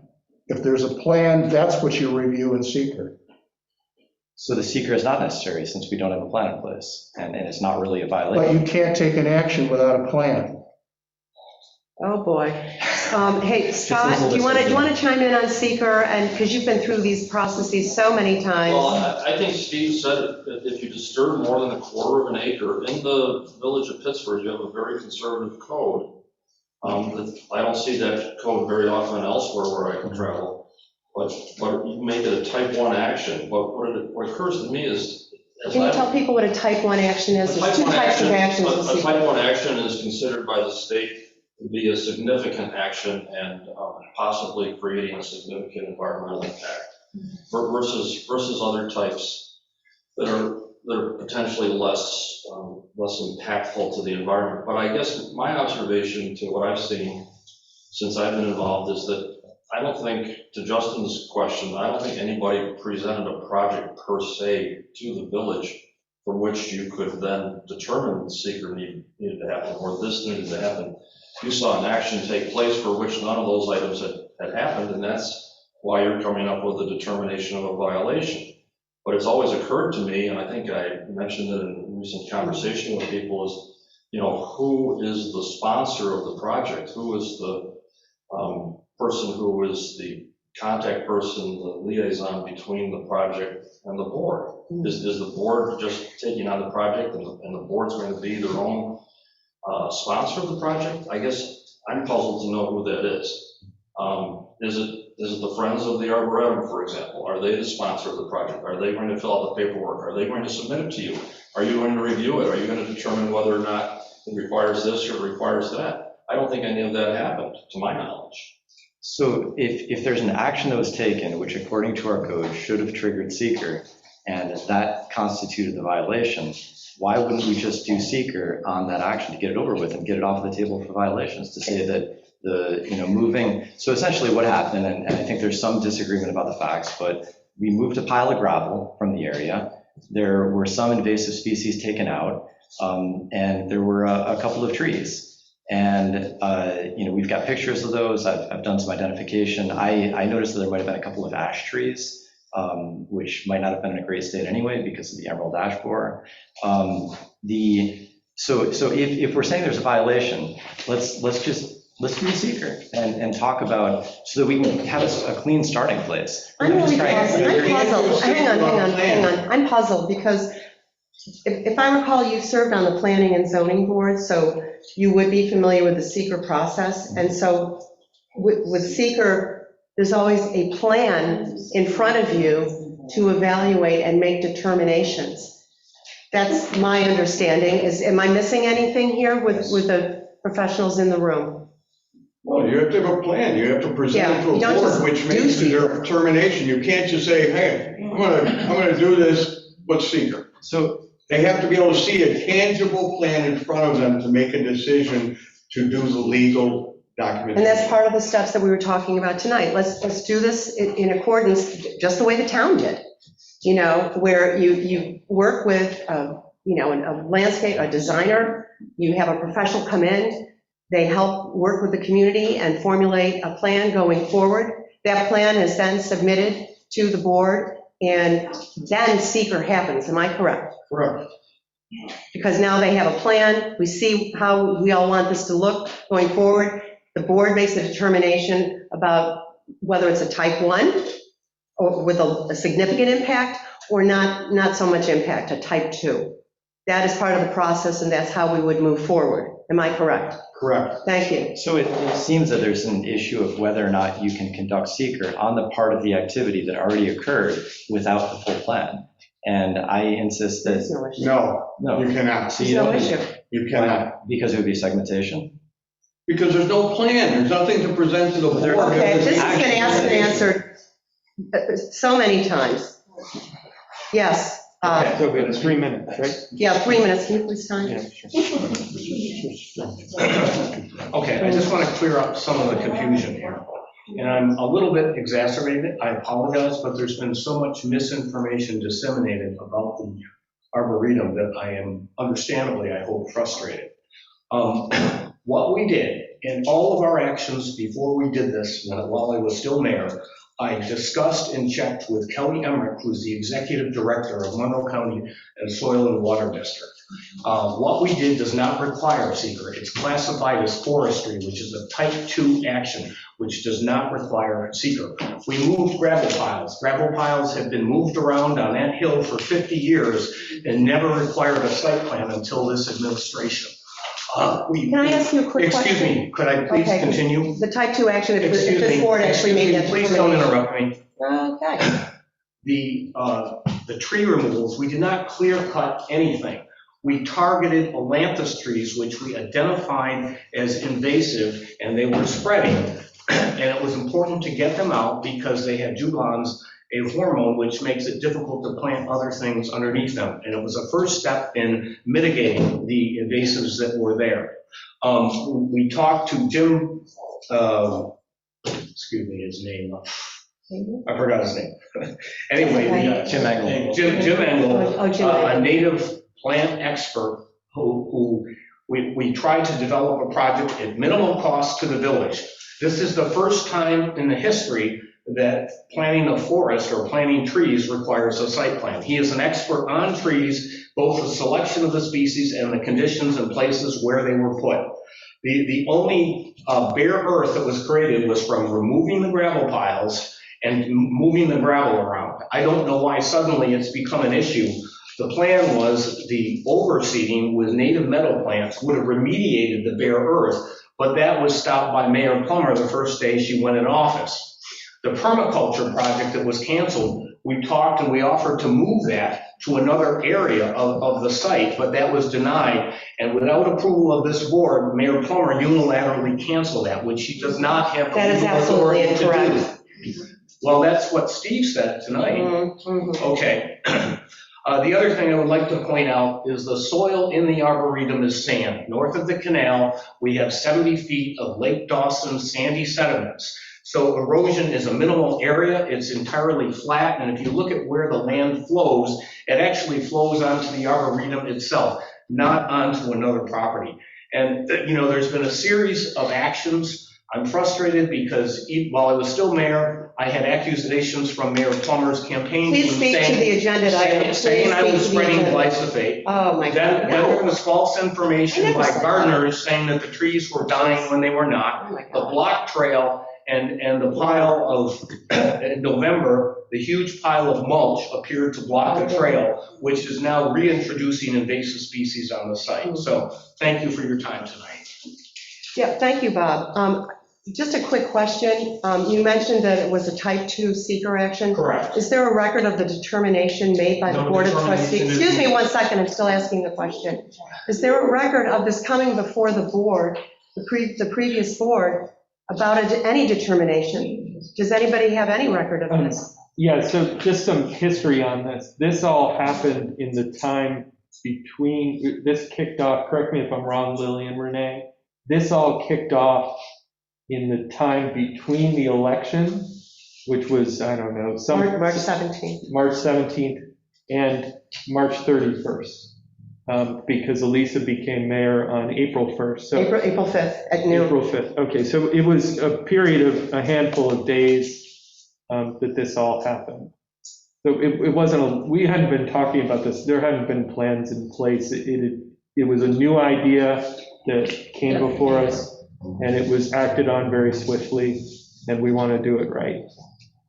Okay, thank you for So that. what's the next step on it? We've ordered a survey, right? You're involved in Part that, of the Scott? steps.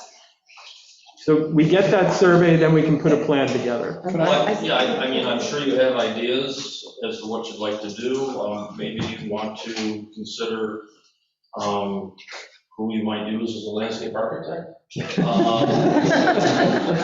Gee, do we know one, yeah.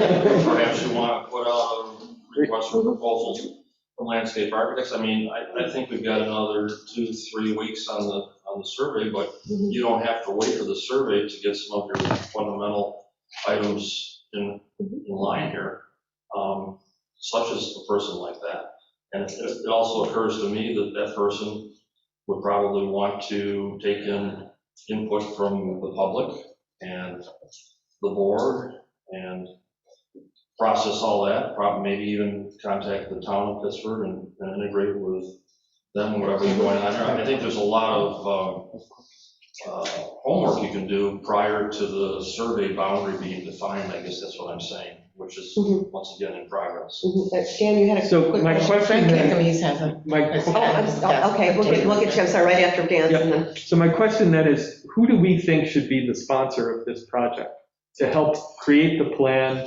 Is it something that we should do? Yes. Is it something that we should do in cooperation with? Professional.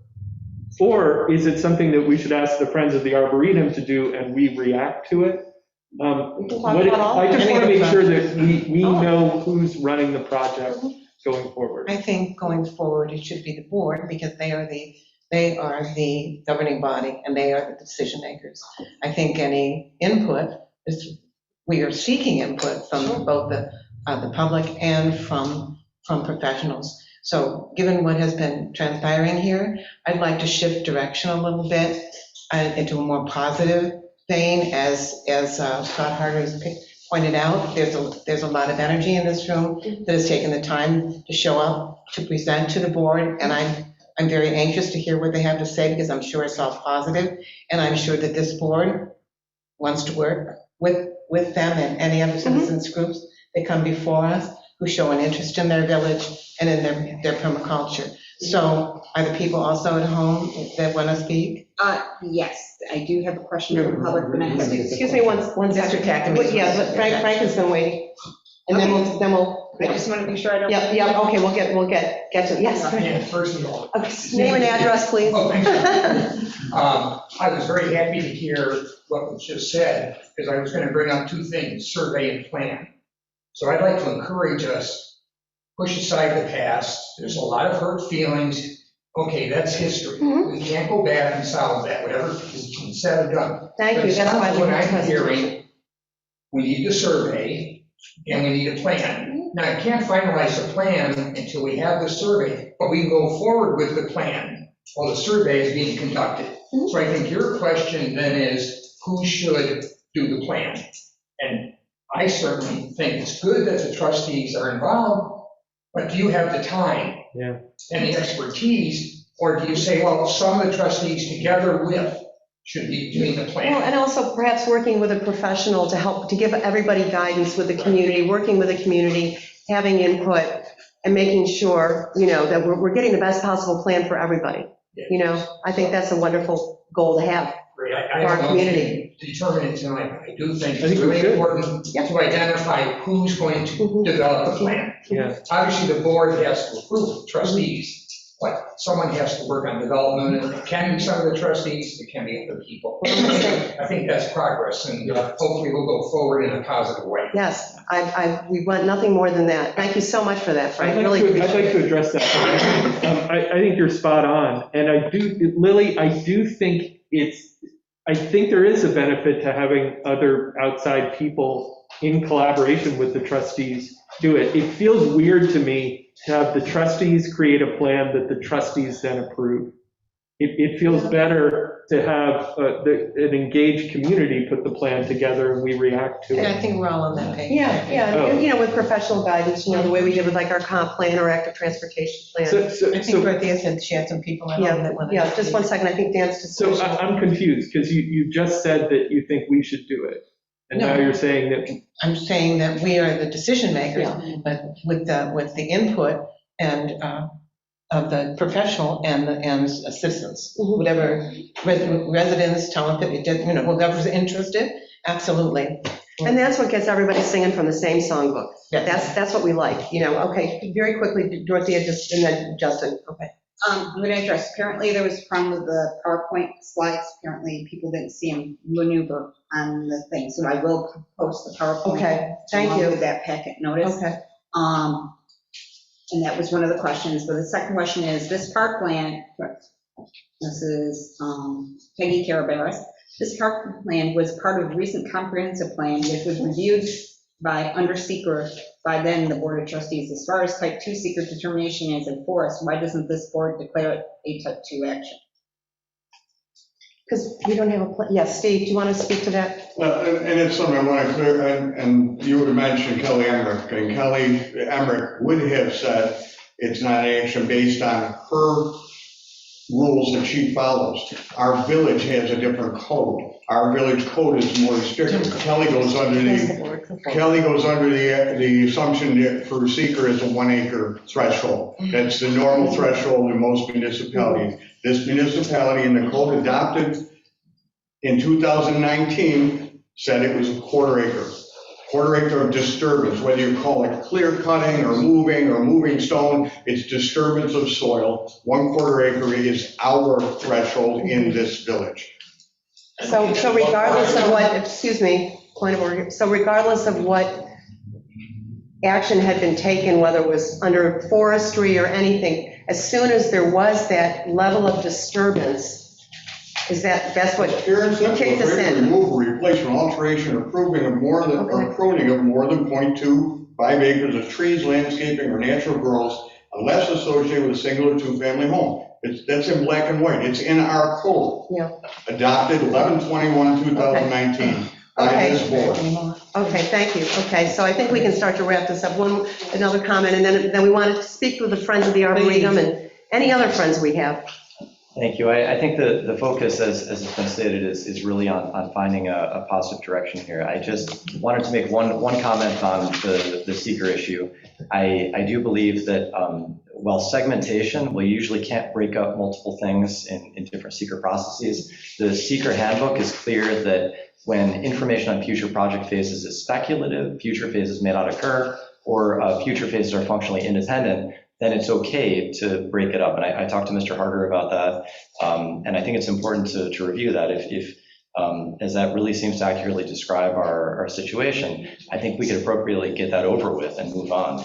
The other point that I wanted to bring up is in conversation with Mr. Harder, I did ask about some of the work that he was doing earlier this week.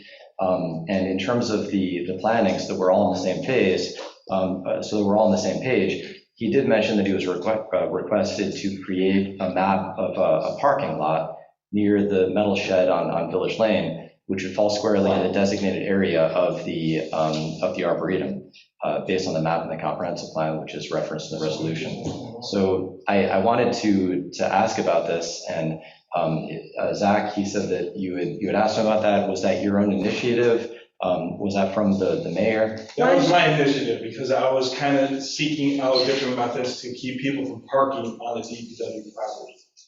Yeah. And still have access to the trails. Can I speak to that? People that are parking in our facility, blocking our way from getting to the gas pumps and accessing the trails. Okay, and again, this goes back to the security issues around DPW. And Zach also came to me about this and just said, look, we can maybe do something at least temporarily so people have a place to park that's safe for them to park, so they can walk up to the trailhead without coming all the way into the DPW facility and parking where heavy equipment is moving around. It is a safety concern, and that is paramount, because we're here not only to serve our village, we need to protect our village and also the people who work for us. So it was basically 4 or 5 parking spots. Based on the conversation, I said, geez, Scott's doing the survey.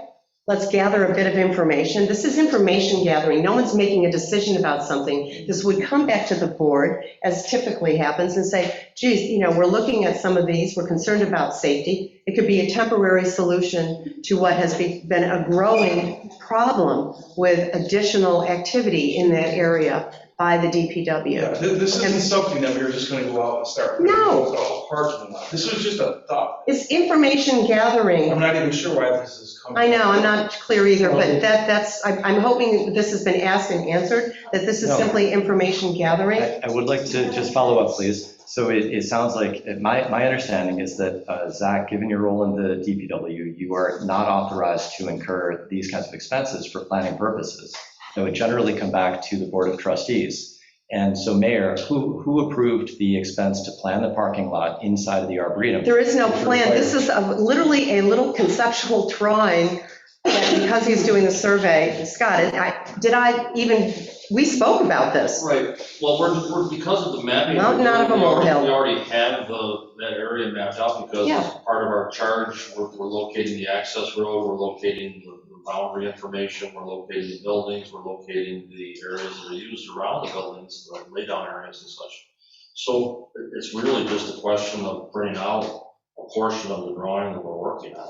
And understand, Scott is under contract with us. He is employed by us as our village engineer. I have the authority to give him direction to just come up with something conceptual to bring back to our board, to address an ongoing safety concern with our DPW and where people are parking. It is that simple. Jeff, am I missing anything? Can you maybe speak to this from a legal standpoint, that somehow all of these boundaries have been overstepped? You have the authority to direct employees of the village. Please speak up, I'm sorry, people can't hear you. You have the authority to direct employees of the village.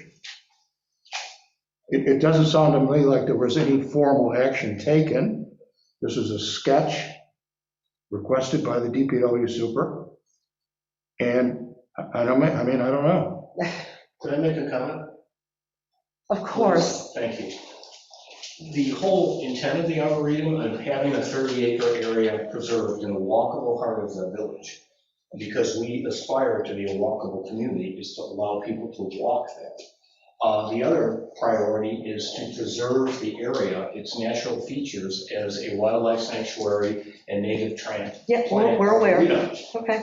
A parking lot seems contradictory to both of those, because any time of day around that end of Grove Street, within the office park, at the pickle factory, by the mini storage facility, there is close to 100 parking spaces that are vacant every day. There's no Wonderful. Then why are people parking behind the DPW? My comment? Thank you. Oh, my goodness. Why would we put a parking lot that would require removal of trees on the property and potentially cause more impermeable surface on there? It seems contradictory to the whole mission. It wasn't in the Arboretum school. No, Zach, do you want to speak to what the thoughts? It was 4 or 5 parking spots that we would just use millions to bring in and just put a little, not even paved area, but just an area set for 4 or 5 cars to park that would be just east of where our cold storage barn is. That's all that was. Area, No trees coming. We don't have property in those other parking lots. It's not village property. We're going to need to move on, we're going to need to move on. And thank you, this is somehow going down a real weird rabbit hole. One last comment, Frank, and then we're going to try to move on to the next I item. don't want to repeat, but again, it seems like there's a lot of misinformation. Yes. A lot of hearsay. It's clear to me you need to get the planning group together. They agree. can look at parking, they can look at that, whatever, everything. So let's push all these rumors aside, our misunderstandings. I may have some myself. So we need the planning group, and then the planning group will need the survey. That's the We're goal. finalizing the plan. Thank you. Let's stop talking. Yeah. Thank you for reiterating. Thank you. Good Appreciate question. it. So who is on the And then we're planning going to group? close, well, Who's on the planning well, group? hang on, we haven't even gotten to this point yet. I'd like us to go to the next item, and that is the Friends of the Arboretum. There's a hand in the back. Oh, I'm sorry. Oh, hi, Claire. Claire Buchanan, I'm not in the village, I'm in the town. But Can you please give us your address for the record? 11 Buchanan Road, Rock Hill area. So there is going to be an arboretum. We're all agreeing that it's going to be an arboretum. Is it still going to be called the Robert Corby Arboretum? The Robert C. Corby Arboretum and Wildlife Preserve. Okay, Yes, okay, just wondered. Yes. Thank you. that is so designated, absolutely. Thank you for asking. Okay, we're going to move on then to the next item, Friends of the Arboretum. If you're still open. And then can we? I'd like to think we're all going to be friends because we all want the same thing. And then- Yeah. If anybody, after do we this, need to take a Okay, let's break? go I know. after this. Should we maybe take a quick break before we start? No, no, Just no, make sure everybody's okay? Let's just go. I was just standing for a second. Okay. I didn't want to delay. No, I'm not. I know, because it's going on, Let's okay. do a break after this. Okay, we'll do it after I this. don't want to delay you. I'm just standing I would down. really like to get this over with. I know, really, I know. We all trying to have a life. Well, hi, good evening, and, okay, we're going to, call the order, please. Call to order, please. We're on the next agenda item. Please state your name and address for the record. I'm June Reeves. I live at 56 Heatherhurst Drive. I've been a resident of the village for 27 years. I'm with my husband, and we are friends of the Arboretum. And so thank you for letting us speak tonight. I was not anticipating so much discussion, disagreement, confusion. It seems like a lot of groundwork or maybe homework could have been done and hadn't been done. I'm not sure what I can add to the discussion related to all of the issues that are going on here tonight. I'm just representing a group of people in the village residents who want to be involved with the Arboretum, who want to support the mission and goals of the Arboretum. And many of us have a lot of expertise related to the sanctuary, related to trees, wildlife, native species, invasive species. A number of our members are certified master plant gardeners. I'm also a member of the Garden Club of Pittsburgh. We've been around for over 100 years, and we're all very much interested in being a part of this plan, helping to move it forward in a positive way. Steve, you said something earlier about no weeding had been done. Actually, members of the Garden Club have gone to the Arboretum and have weeded around some of the cages where the plants were planted over a year ago now. We have done some of that work. I would like to read, I have this handout for all of you, but Bob has pretty much stated the goals of the Friends of the Arboretum. Frank made some very positive comments that pretty much covers our mission statement. But I would like to say that some of the things that we are asking for,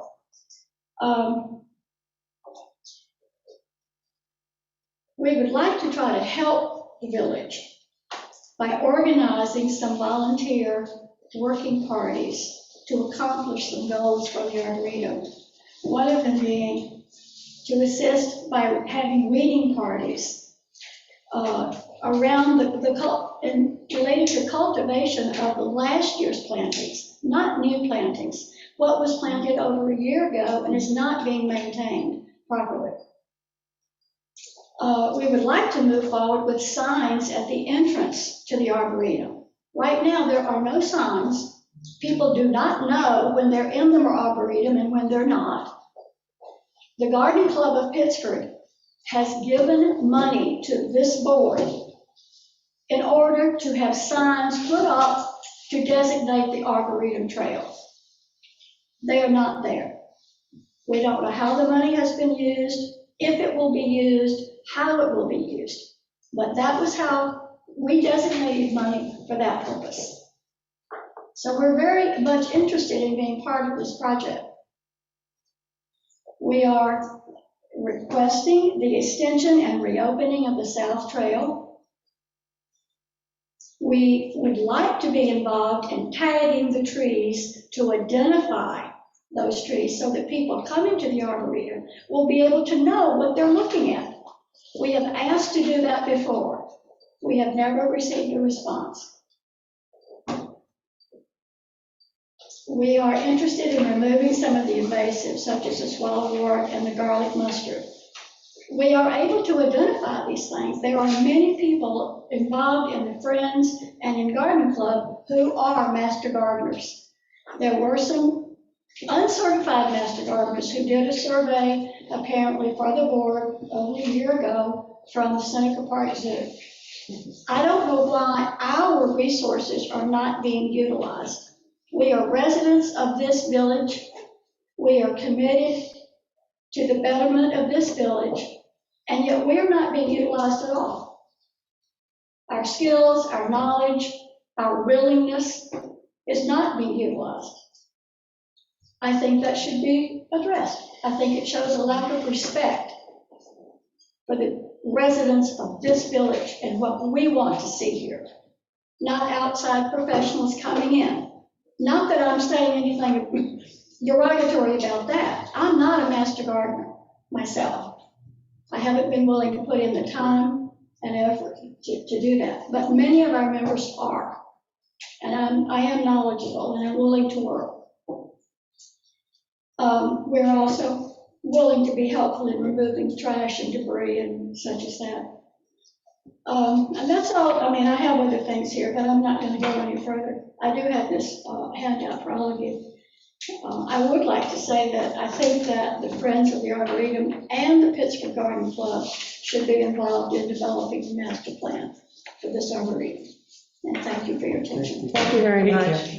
Can we just, you may know this off the top of your head, usually when money comes in, thank you, June, for that. Usually when money comes in that's earmarked for something, it gets put in an account and gets labeled as such. Is that money for the signs sitting there and we've accounted for it and all of It's that? specifically designated for a sign. We have not moved forward. We have not, nothing's been presented. The board hasn't budgeted to use that money, so it's in wait. We can't touch it for any other purpose. Any money that we've received for the Arboretum specifically is in account labeled for the Arboretum. So there have been other donations made I besides? think there are 2 donations we received. We also received funds from Dual Energy that I believe at the time was designated to pay for the trees that were pre-planted. So it's sitting in there, and that's actually a correction that needs to be moved back to the general fund because the general fund paid for those trees. Oh, okay. So it'll be. But there is money in there. Okay. There is money in there. It's already been spent. Yeah. Yeah, but that was predetermined at that time. So, but the money that's been recently donated by residents or group, I believe there was 2 checks we received. That money is still in the village funds waiting to be used. Maybe at a future meeting, you might share with the trustees how much exactly is in that fund so that we can pass the information on. Yeah, why don't we just, you can just email it out to the board. Once I give it eventually, I'll give you the total that is available for you. Yeah, okay, that's great.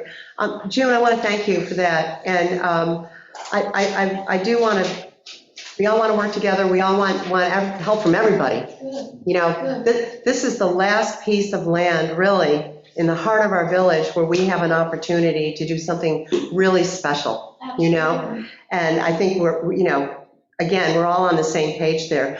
In terms of the fact that you have felt underutilized as a club, I dare say that this is the part now where we start to utilize people because we're doing a survey. We're going to get a plan. We're going to get in, you know, people to help us. So this is when we want to utilize everybody. So the time is right, as we say, okay? And so we can all move forward, and I'm in agreement in a positive way. Yes, Steve? I just want to say a couple things.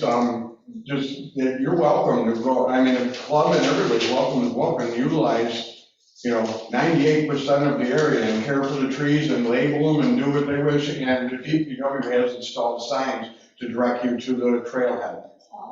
So Yeah, they made some really nice signs that point you to the trailhead up to the Arboretum. Yep. Yeah, hang on, our attorney has. The bad guy is about ready to talk. Louder, please. Sorry. The bad guy is about ready to talk. So we have to work it out with our insurance carrier. I think there's a 20-person limit. That's right. Dorothea talked to him. Yes. So we just sort of need to know when it's going to happen and how many people. Yeah, we can coordinate it. So that we can make sure we're insured. Yeah, we can Well, coordinate it would it. be nice to have the support and to also have, you know, the approval, I guess. Right, so that would probably be a board action to say, hey, come on down. And We can coordinate all of it, yeah. Frank, yes? I just want, you're saying that if we put it together with the support of the board, a volunteer group, it's a maximum of 20 at one time. Yes, it For would be. insurance purposes. For Yeah. insurance Okay, purposes, just to make that's sure. important to know. Right. No, not Now, that- since you already got 20, I don't have to do the work.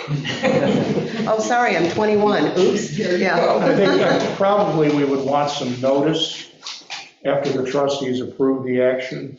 Notice of when you're going to go in there, so we have an idea, we can note it for the books. Something happens, we know about it. Thank you. Yeah, it's just God really forbid it coordinated, happens, with- but- and DPW too. DPW would want to be aware of that, everybody would want to know. Yeah, but it all sounds good. Yes, Justin? Yeah, thank you very much for the presentation, and I'd love to hear about the support of the Friends of Robert C. Corby Arboretum as well as the Garden Club. I would like to move ahead on some of these initiatives as soon as possible, since we have people willing to help out. It sounds like there are some very tangible projects that we can proceed with in terms of tagging of trees, cleanup of invasives, and also the removal of debris. I would never say that someone can't clean up a little bit of junk, so I think those are all great things. Where would the And removal I- of the debris take place? Which debris? Well, us out. any junk. I don't think we have to. No, I just want to clarify, just because I know Steve has some concerns about where debris is, and It's only so that- that's the only reason why I'm asking. The only thing that I would prefer through the state is the area that's roped off. That Okay. people don't, when the DPW, as they said, they're going to spend a couple hours a week to go up and take care of the 20 trees that are in that area and make sure they're weeded. So, I mean, those will be cared for. The garden club and the Friends of the Arboretum, there's 160 some odd trees throughout the area. And a lot of invasives. They're going to be cared for. I understand that there is that safety concern there, so I would like to address that by having any members of the Garden Club or the Friends of Robert C. Corby Arboretum come in here and sign a waiver before they go up to that area. We need to address this with the I don't legal think, counsel. I mean, I'm not a litigation liability attorney, but I don't think you on the one hand say it's dangerous to come in, and on the other hand say, well, if you sign a waiver, we're going to let you go in where it's dangerous. What is the safety issue? I mean, it looks the same when you go look at it. Excuse me 1 second. Please raise your hand if you want to be recognized, and please let the attorney finish what he's saying. It was done. I mean, I don't think that plays very well in front of a judge or a jury. You knew it was a problem, you accepted a waiver. It just says, it doesn't seem like a smart thing to do. And the other part of the Arboretum, and you stay away from the part that's. I think that's what Steve just said. That's what Steve just said. Okay, sorry, Steve, you were behind the podium, didn't hear you. Just to clarify, the only place, thank you, Steve, the only place that will be managed by DPW that volunteers should not be working on is that little cordoned off area that is still of safety concern. Until it is graded. Until it is graded and taken care of. Okay. Everything else, all. Open game. Open, okay. Okay, that's good. I think it just has cleared it up for people. Subject to this board approving it Exactly. to happen. We must approve it and make sure we're coordinated. People should have access. I think we're talking about that. That's what we're talking I'm about. saying, they should be able to go. Yeah. Yeah, it's always been open anyway, so, yes, Renee. So the plan for the 2% that has cordoned off right now is to have DPW care for that and remediate it. So there is a plan to eventually open it up, just like Yes. everything Yeah. else. But Oh, right now, absolutely. that's under the DPW's purview. Yeah, it's not So- permanently closed. Once it's taken care of, it can be opened up to the public also. Yeah. That's the goal. That's the goal for all of it. Yeah. Absolutely, 100%. Yes, Todd. We also were going to request that the mulch pile be removed, and also that the village continue the mitigation efforts that you did last year with the knotweed, because it is coming up around the edges of the areas that were covered with plastic. So there's a little more, I'm sure you can find it. But Yeah. if you walk through there, it is sprouting up. And if you did another phase of that, and I would also say, when everything buds out, the bank between the Arboretum and the town's property has a lot of ailanthus there, and there's a whole slew of knotweed, so there's a whole new frontier that needs to be addressed. And I only bring that up because the more we can contain it, the less we will spread, and it will save time, money, and effort over time if we can really hit it hard, the sooner the better. And there's masses of lesser celandine that are blooming right now, all over, Yeah, everywhere. we've seen Yeah. it. Yeah, May I yeah. ask a point of clarification to what Justin has proposed? Would the board feel comfortable with the proposal or motion that the Friends of the Arboretum, a group, has, may enter may do whatever work they deem fit moving forward? They don't have to come to the board and ask permission every time they want to go pull some weeds. I think we just had that discussion about that, Yeah, and that we would, the only thing we would ask is, no more than 20, please coordinate it with us so we know that you're in there, in case something That's all. happens. I think these are practical Yes, whatever administrative project you wanna matters, do, it's all- because the Arboretum is for everybody, in That's addition to your group, it's for everybody, so. Yeah, I don't believe you need a motion anyway, because it's public access. No, hold on. Yeah, hang on. Yeah, Jeff, Yeah, you do need a motion because I'm not talking about people visiting visiting's different. the Arboretum, that it's open to the public. I'm talking about crossing over to doing work on village property. So that's what Yeah, I'm trying to and so distinguish. that's the piece that, we just want to make sure we're all understanding what's required. Okay, yes, Frank? If a group is put together, who should be contacted? Which board member? Or The village clerk. the village Dorothea, Actually, who's now crawling under the table. Village Yeah. clerk's office, Okay, the village clerk will have designated somebody to record it somewhere so that we know what happened. so contact the village clerk when you have a group together. Yes, And set the date and let her know ahead of time. yes. Okay, thank So, you. No more than 20. Pardon me? No more than 20. yeah, And ahead of time. yeah. Yep, yes. Sorry, I would just like to try one more proposal to see if we can work around some of the blockers in the upper area of the Arboretum. I know that spatially it's small relative to the overall size. However, that is one of the more prominent areas of the Arboretum with the highest density of new trees. And I feel like it would really be a shame to lose the expertise of the Garden Club and the Friends of the Robert C. Corby Arboretum by ignoring that area. Steve, with all due respect, I appreciate your opinion and your report. The issue here is that, everybody else, a lot of people who I've gone to the Arboretum with can't see a difference in terms of what's on one side of the rope and the other. And so I realize that we've got this disagreement here. I would like to propose that we have an independent code enforcement company, something like TY Lin, to come in there and make an assessment of the dangers in that area, possibly to break out some of the issues that we've seen here. Yes, Renee? Do we need to do that, or how long is it going to take to remediate that area? If DPW is already designating, you said they're going to be They're working working on it. there, they're moving the concrete, they're doing things, like, at what point, how long will it take to open that? Because It's tough to say, so planning right now, 2 hours per week for 2 or 3 people to be out there. We have a lot of other work that's going on, so we can't designate so much time to that area, but we will keep up on it. And how long it will take depends on how deep, all this debris is. And if we start digging in there to take some stuff out, could expose other stuff. Okay, So, so you don't know yet. yeah. So this would be coordinated again with Steve to see where the next steps are for you, moving forward. So, and this will happen over the course of, now. I mean, it's warm weather, we're starting in. We can work together on Yeah. what we do, and the places that I would worry about somebody tripping on, those could be the first to be handled. And when the area is made safe, it can be opened up to the public.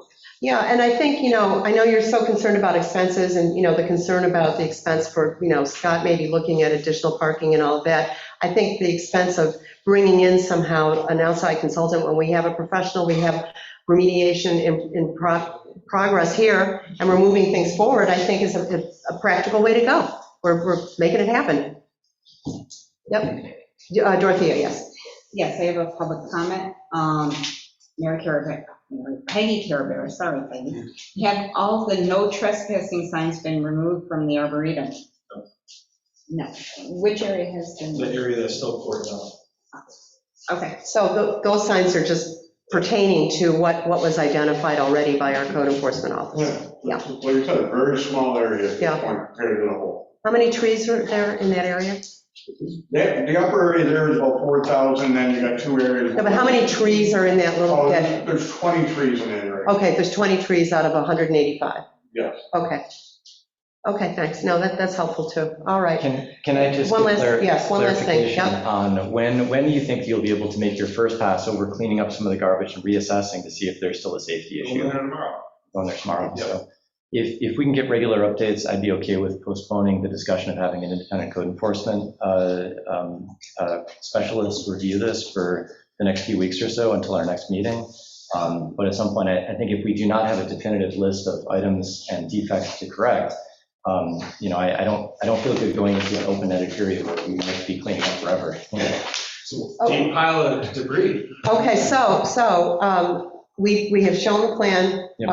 There are going to be updates. I would entertain a motion that we just have a 5-minute adjournment, just so people can. Do we want to, if we are going to make a motion to, in order to let all of these people go? We're making, what are we, that's right, what are we doing? If we're going to allow Friends of the Arboretum. Right, that's right. We need to make a. Let's make that motion, before we and do that way this. They don't have to sit and wait. Excuse me one second. Renee, please finish what you were saying. That's all I was going to say. I was going So we to say, can- let's do the motion rather than taking a recess. Okay, So and then you they all can, can I go know, if you want it's to. long, it's Yeah, long, yeah, yeah. okay. Yes, Bob, Last question, what's going to happen with the mulch pile? why does it need to be moved? I mean, I'm not understanding this, I'm not even remotely understanding this. It's blocking off part of the arboretum, so you can't walk in that area. The gate is locked beyond it, so the access has already been cut off. And having it sit there, it's potentially more invasive species that are going to be seeded out of that pile. You don't really have a whole lot of room elsewhere to put it. Well, why is it there? We'll work on it. Can we wait until after the survey to know how much land? Yeah, let's- The DPW, I mean, that's one of the It's things. well within the 10. Because when Justin and I did the walkthrough with Steve, that was one of the things that came up was, and I feel like I don't see the need to move it yet until we're so close to having the survey and figuring out some of these other pieces. It sounds like you all have an intent for that pile as well. It's being used. I'm not a gardener, I'm not a. What is the intent for the pile? Why wouldn't we recycle our leaves in our village? And you were very careful about picking up the leaves. We went through all of this. They're composting. You went and checked it. The temperature's The good. pile being turned is going to be valid once it is completely rots out It's to be gonna be able wonderful. to be used for Yeah. invasive remediation. Yeah. And I want to challenge the fact that it is in the arboretum.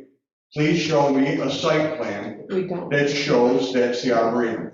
Please show me that. This has been discussed, and thank you. I think. Not challenge anybody, I mean, come on. Yeah, I mean, I think we can all move on. I think we're getting our game plan together here.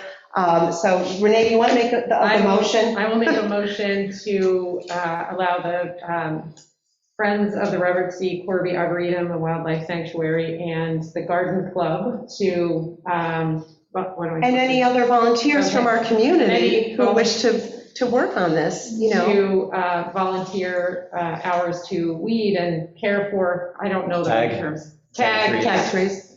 I don't know. Pick up garbage. There you go, to care for Existing. the 98% of, I don't know how to designate that, Open areas of the The arboretum. open areas, thank you. It's been a long night, I apologize. The open areas of the Arboretum, keeping to 20 volunteers per event. And coordinating with the village clerk, to facilitate the process. Yes. And may I request that the Friends of the Arboretum also be considered to be part of developing the plan for the Arboretum? Everybody will be, absolutely, 100%. But this is, we now have a motion before us. Is there a second? Also, Okay, Lily, you can have it. okay. Roll call, please. Trustee Lightgev. Aye. Trustee Keating. Aye. Trustee Stetser. Aye. Trustee Lanfair. Aye. Mayor Plummer. Aye, Motion passes. thanks, everybody. Well, I would just like to, thank you very much. I would like to make a follow-up motion. I do agree with the notion that the mulch pile should not be there. I would like to formalize that. My proposal is that the mulch pile and the hay bales would be removed and located to an area that is not designated parkland. So again, my proposal, my motion is that the mulch pile and the hay bales blocking an area of the Arboretum, the South Trail, the gate to remain closed to DPW, the other barriers will be removed. I will second when we have a discussion. Is it huge? Is it onerous to move those mulch pile? Is it that huge? I haven't seen it. I have nowhere else to put it. Why is it? Hang on. Let's see. Can we table this for another day? We have a motion and a discussion. We're just. Why don't we, do you want to just put it to a vote? Sure. I would like, again, I already said, I'd like to wait till the survey comes Yeah, in and we yeah. work out some, I don't know how much land DPW needs. It's a mulch pile. I don't want to vote no on this I don't because I'm either. in favor of doing it, Yeah. but I just don't want to do it right now. Can we table it? I would like to Okay. table it because I like the intent of it. So do you want to make a motion to table? There's a How do you motion. do that, Jeff? There's a motion on the floor. Oh, there's a motion, what am I thinking? So we have to vote no in order to then table it? Yeah, and then Okay. we'll, okay. Reconsider when the petition's drawn. Okay, so we have a motion and a second, roll call. Trustee Lanfair. I'd like to know how big that mulch pile is. I will vote in favor of moving the mulch pile. I just don't think it's that big a deal. So Zach, to be clear, Zach has said he doesn't have a place for it yet. So you want him to I haven't move it seen where? it. Yeah, this is. So you want him to move it where? There's a motion on the floor, I don't. Okay, if we have a roll call, we just have Lily vote. Dorothea, continue, please. Trustee Stetser. No. Trustee Keating. No. Trustee Lightgev. Yes. Mayor Plummer. No. Motion fails. I want to reiterate that no vote is entirely so we can figure it out and do Yeah. it right. Again, it's about a plan and let's do it right. Thanks, everybody. I make a motion to adjourn for 10 minutes. There's a motion, is there a second? Okay, roll call, please. Trustee Lanfair. Aye. Trustee Stetser. Aye. Trustee Keating. Aye. Trustee Lightgev. Aye. Mayor Plummer. Zach, 5 after. Yes.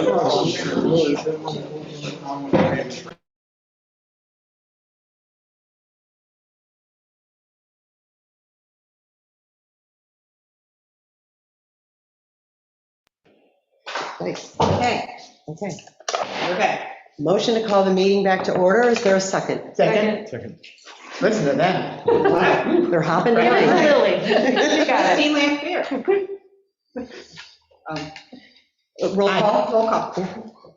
Okay, trustee said aye. Stetser. Aye. Trustee Keating. Aye. Trustee Lightgev. Aye. Mayor Plummer. Hi. Motion passes. Okay, our next agenda. So this is, Oh, I'm yeah, sorry. okay. Next So agenda item is all I Dan. wanted to say was to the other trustees, we've talked about this a bunch, and I think we misstepped a little bit. When we have an agenda item that is going to take a significant amount of time, we talked a lot about segmenting those and doing them as workshop meetings, as standalone things. So I hope the next time we have something that took as much time as that last one did, we would instead call a workshop meeting and do a special meeting about that particular item. Okay, thanks, thank you, thanks for that. Okay, so the next item up is item number 4, the Arborist report. Zach? I think you all have the. Did y'all take a look? Report at this point. All the information is there, I just need directive from the board on which way you guys want to go with it. And, just a little bit of background on this particular arborist, because I know there's been a number of other arborists who've come up with similar assessments. He also did the assessment of the beech tree, for the town. Yeah, which, by the way, is a whole bunch of clones, they're planting them all over. We may be able to get one of the town beech trees. But anyway, so, he's familiar with all of this, and he did come out and look at the tree. And so, I don't know, are there any questions about this report or any additional thoughts? Or Anything to ask Zach? I think it's pretty straightforward. I thought it was kind of conflicting. I was confused by some of it, because part of it I was reading and saying, oh, well, if you prune this and take off the top part, it's mild, with the, so just take a couple of limbs and it's salvage, so. Well, I think really what he was saying that there's various levels of what you can do, but at the end of the day, the tree it's in the stages of dying. It's at the end of its lifespan. So, what would be before the board then is, do we, mediate? Hey, well, do we say, okay, we're going to spend, $2,000 to prune it back? Because, the limbs are, how did he describe them? They're in decline. The limbs are in decline. The decline is really, you can really see it at the top of the tree. And, the weighting of the limbs also isn't helping. In other words, it's, the limbs have grown out in a certain way, because I was on site when he visited. So keep further compromising the tree. So do we spend, the 2,000 to keep the trees? He said, what, another, I think it was 3 years? Yeah. Update possibly. 2 or 3 years, the tree should be assessed again and monitored just for. Right. decline. Well, he said, I read it. Yeah, It's going to 3 to 5. Yeah, that's Do what the he said. remediation, but it's got to be monitored every 6 months Yeah, to see what the status is. so we, It's been a while since I read it. yeah, do we spend the $2,000? Do we monitor and keep spending? Or do we say it is really at the end of its lifespan? That's really the decision before the board, and I think really always has been the decision. What was the issue with the cables, with the RG&E? The guy wire. Yeah, what was So that? RG&E is relocating that guy wire to a spot in front of Val's house. I don't know their address Yeah, now. So eventually, as soon as they've got work orders out for the work to be done, they've got stakes in the yard showing where the new guy wire is going to be going. It's just them getting a crew there to do it. And if it gets to the point where the tree has to come down, or if it's an emergency situation, we call it an emergency, cut the guy wire and take the tree down. okay. They're still waiting on you. Was it resolved with Valerie regarding the There- replacement tree? Because she said she did want one. The replacement tree, once the guy wire is in, then we will go through and find a good spot to Okay. put a new tree. Okay. Yeah, and then as I recall, I think RG&E initially wanted to put the guy wire right in the Maria Hewitt's yard. Yeah, so. And she said no. Yep. And no guide wire, no tree, Right, they would basically. need an easement to be able to put the guy Okay. wire down in that Mhm, location. So I think, but yeah. She didn't want to give an easement for that, so Mhm. it then got moved to the next pole down the line, and it is being anchored in the public road. Mhm. Okay, so right now, the overall risk of the tree is high, and if we do, obviously, if we remove the tree, the risk is low. Or if we do these mitigation measures, which are, going to cost us, the residual risk of the tree, according to this, will be low as well. And given that we've had so many big, old trees recently taken down, I'm very emotional when we take these trees down because they were compromised. I understood why we had to do it. Is there any thought to trying to do the mitigation measures to retain some of the streetscape, while all these other trees have been taken down? And I'm open to hearing other thoughts on that, because I realize I'm attached to some of these old trees. I know, as we all are, yeah. Yeah. It's kind of a history for it. Yeah, Yeah, it's a big deal. I know. and we did think it was gonna have to go before. You had the little love note thing Yes, I going, and know. so we have, prolonged its life a bit. I just want to know what others' thoughts are. Well, I think really what the takeaway is, it really is a matter of time. And so the tree is dying, we all know that. So it's just the interim sort of measures, do we do that or not? That's exactly what's before us tonight, Yeah. Yeah, I agree with the sentiment that trustee Stetzer was expressing. I was just walking down the street with my kids and friends the other day, and they were saying what a beautiful tree it was, and they were a little bit shocked when I said that it might have to get taken down. it would really be an impact, I think, for the village and people who walk those areas if we were to take it down.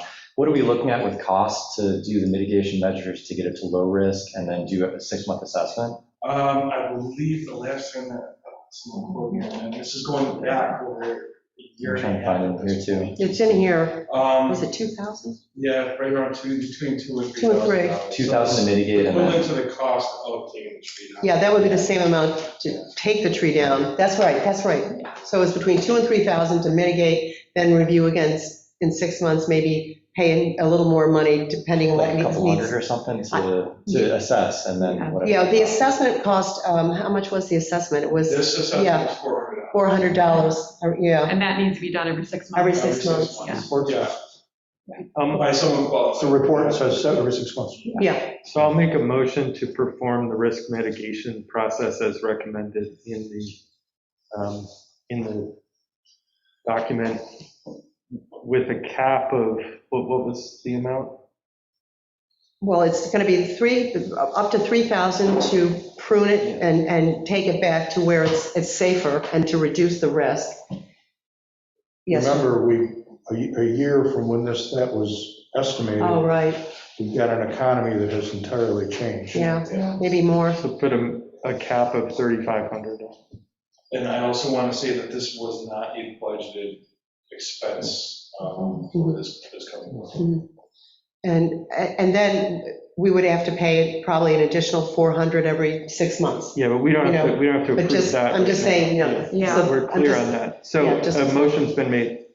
I'm a second. Okay, we have a second?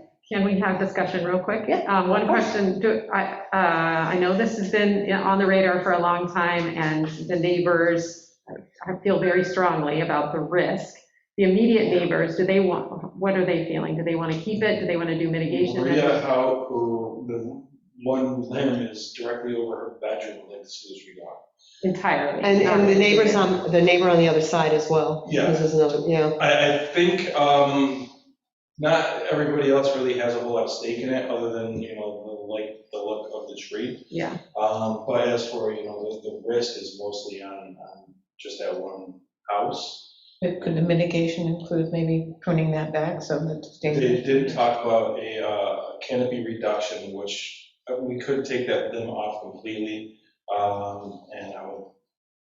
That's Nobody the answered decision that I would question. make. Okay. We don't know, though, if they take off because we don't know that they could take that off without it ruining the integrity of the tree. even more. Yeah, as far as I understand, every cut that you make in a tree sacrifices the health of the tree. Yeah. My understanding was, there was, the only full limbs that would be removed really showed massive decay. Yeah. And that any healthy limb would be trimmed back by a certain percentage. So if that limb over Maria's house is still healthy, they would never take the limb, potentially, because of the nature of preserving the Unless tree. it was directed by the board due to the risk of the limb busted. Or cutting it back maybe at least enough or something, but to say to remove that entire limb, I'm not so sure. I don't think he said that, No. Yeah. That was just Yeah. me talking about. Yeah. As a possibility, just to, take that risk of her, Mhm. sleeping in her bed at night. Well, removing a limb that size may destabilize the tree in a different way. That's why the professional, that's all I'm saying. Yeah. Because this would be a pruning back of a percentage. So, okay, so we have the motion, and where are we here? Roll call. I need to take a vote. Okay, Sure, I'll do that. Trustee Lightgev. Aye. Trustee Keating. Aye. Trustee Stetser. Aye. Trustee Lampier. Aye. Mayor Plummer. aye, Motion passes. okay, so we're going to proceed with that. Yeah. Okay, thanks. Thank you. And then next up is the SIP bid contract and the bid amendment. I got lost in this one. Oh, no, it's the Heat Smart campaign. Yeah, that's a whole other enchilada. Okay. Do you want to just speak to Swallow? So the contract went out to bid. We did get one company to submit a bid quote for us. And just after that, the town had reached out to ask if they would be able to jump in on our contract. At that point, I said that it's not anything that's written in the contract, but it could possibly be put in there. I think that's when Jeff was contacted, and we've been talking to Scott about this as well. And so we made the options of putting something in there that the town would be able to piggyback off this contract. And I think we'll have fun with rejecting the contract. Right, the contract does, as we wrote it, doesn't allow us to say all of a sudden, and oh, by the way, the town of Pittsford is going to be the recipient of these unit prices that you've given us. What the provisions are in the contract are to allow the board to declare a rejection of all the bids and to re-advertise the project with the information in there indicating that the town of Pittsford is going to be a recipient of these unit prices as well. In speaking with Josh about it, it sounds like a respectful thing to do with our neighbors with whom we reciprocate on other matters. We also think it'll give us better unit prices than what we got the first time around. And it also allows us to lock into prices under the economy that Jeff just alluded to, where we've got fluctuations in prices. We can lock somebody into a price that's a relatively good price. That should be very helpful to us as the year progresses. The downside is we have to re-advertise it. We have to bother Dorothea again to re-advertise it. Sorry, I'm not available. And it delays the one project that sort of spearheaded this, which was the Sutherland project, the Sutherland sanitary sewer project that we wanted to start out with. But I think we're talking with Zach about it. It seems like even if we take another month to do this, that still leaves the summer open to take care of that project, right? Yes. Okay, so it just delays it a little bit, but we can still get it done. We may get a better unit price, and we're also collaborating with our town. And Yeah. it includes the town of Pittsford. They can also benefit from the same pricing, and they have, I think, literally miles more sanitary sewer than we do. So I think the bidder is not going to be upset that they got their bid rejected, because they will certainly be rebidding. Oh, yeah. And it might give us an opportunity to get another bidder. We had one, this is a very unique service, a very specialized service. Not very many people do this. And the other two price indices that we've been working with are coming from the county of Monroe and coming from the town of Brighton, who have shared with us their unit prices, so we know if we're getting a fair unit price. When we only get one bidder, it's hard to know if you're getting a fair price. So we're benchmarking the bids according to those two sources. But I think what we're looking for tonight is just a motion from the board to reject the bid that has come in and to authorize the village clerk to re-advertise the process of the project and put it up to bid again. Well, and with an amended contract. With amended language to include the town of Pittsford. Yeah. Just for clarification, they cannot use it if we did not put that provision in there. Got you. We really have to have, those few sentences put in. Right. Yeah, okay, all right. I think it sounds good. Yeah, I'll entertain a motion that, as discussed.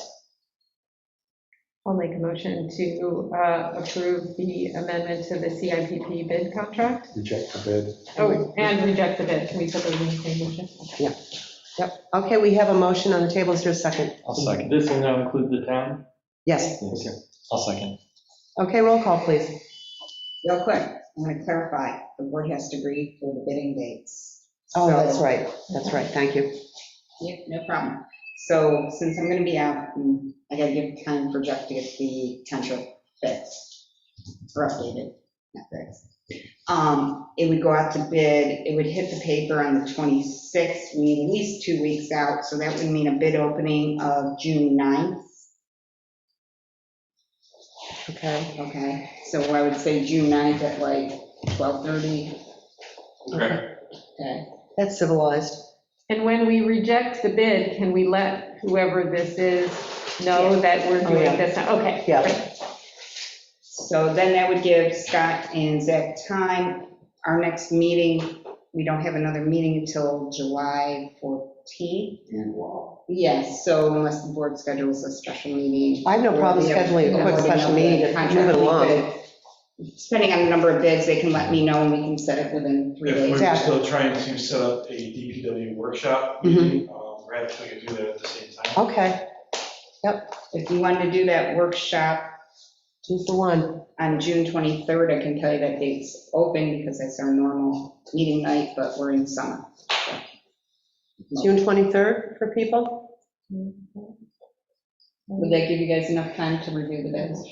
Yeah, we don't have a lot of bidders on this one. I'm just saying. Yeah. Not a big stack. No, but thanks for asking.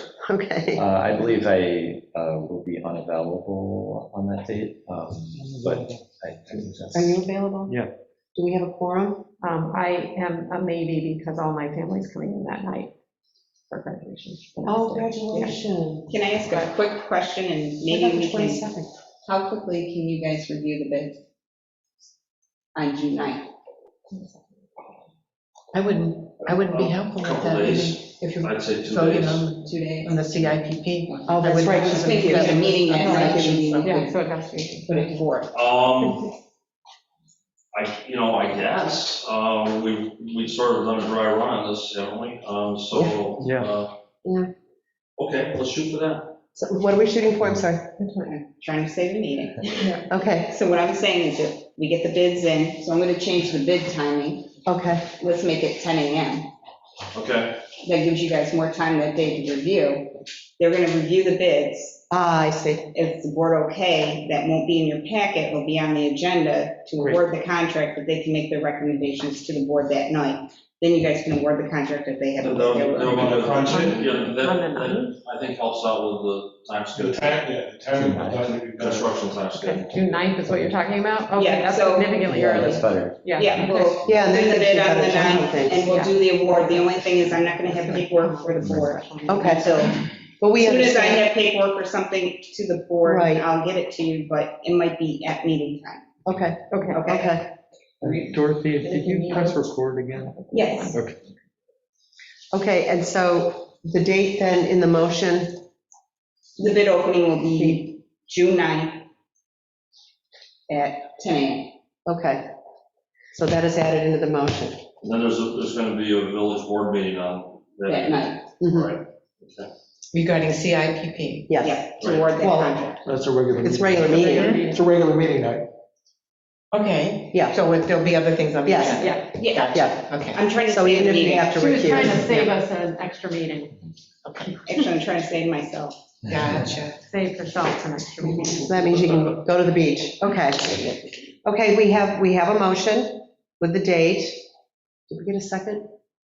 I made the motion. I had think Justin. so. Give me a second. Okay. You seconded. Okay, now we need a roll call. Okay, trustee Lightgev. Aye. Trustee Keating. Aye. Trustee Stetser. Hi. Trustee Lanfair. Aye. Mayor Plummer. Hi, Motion passes. okay. You guys are going to hop to it on the 9th, aren't you? Thanks, Scott. Sorry to do Thank you, this to you, but I was Scott. trying to. Scott, thanks so much. much. Okay, next up, the Heat Smart campaign. Yep, thank you for everyone who tried to work through the materials that I submitted. Basically, there are some nuances and complexities there. This is a program that the town is doing. It's an educational program designed to inform people about greener building practices.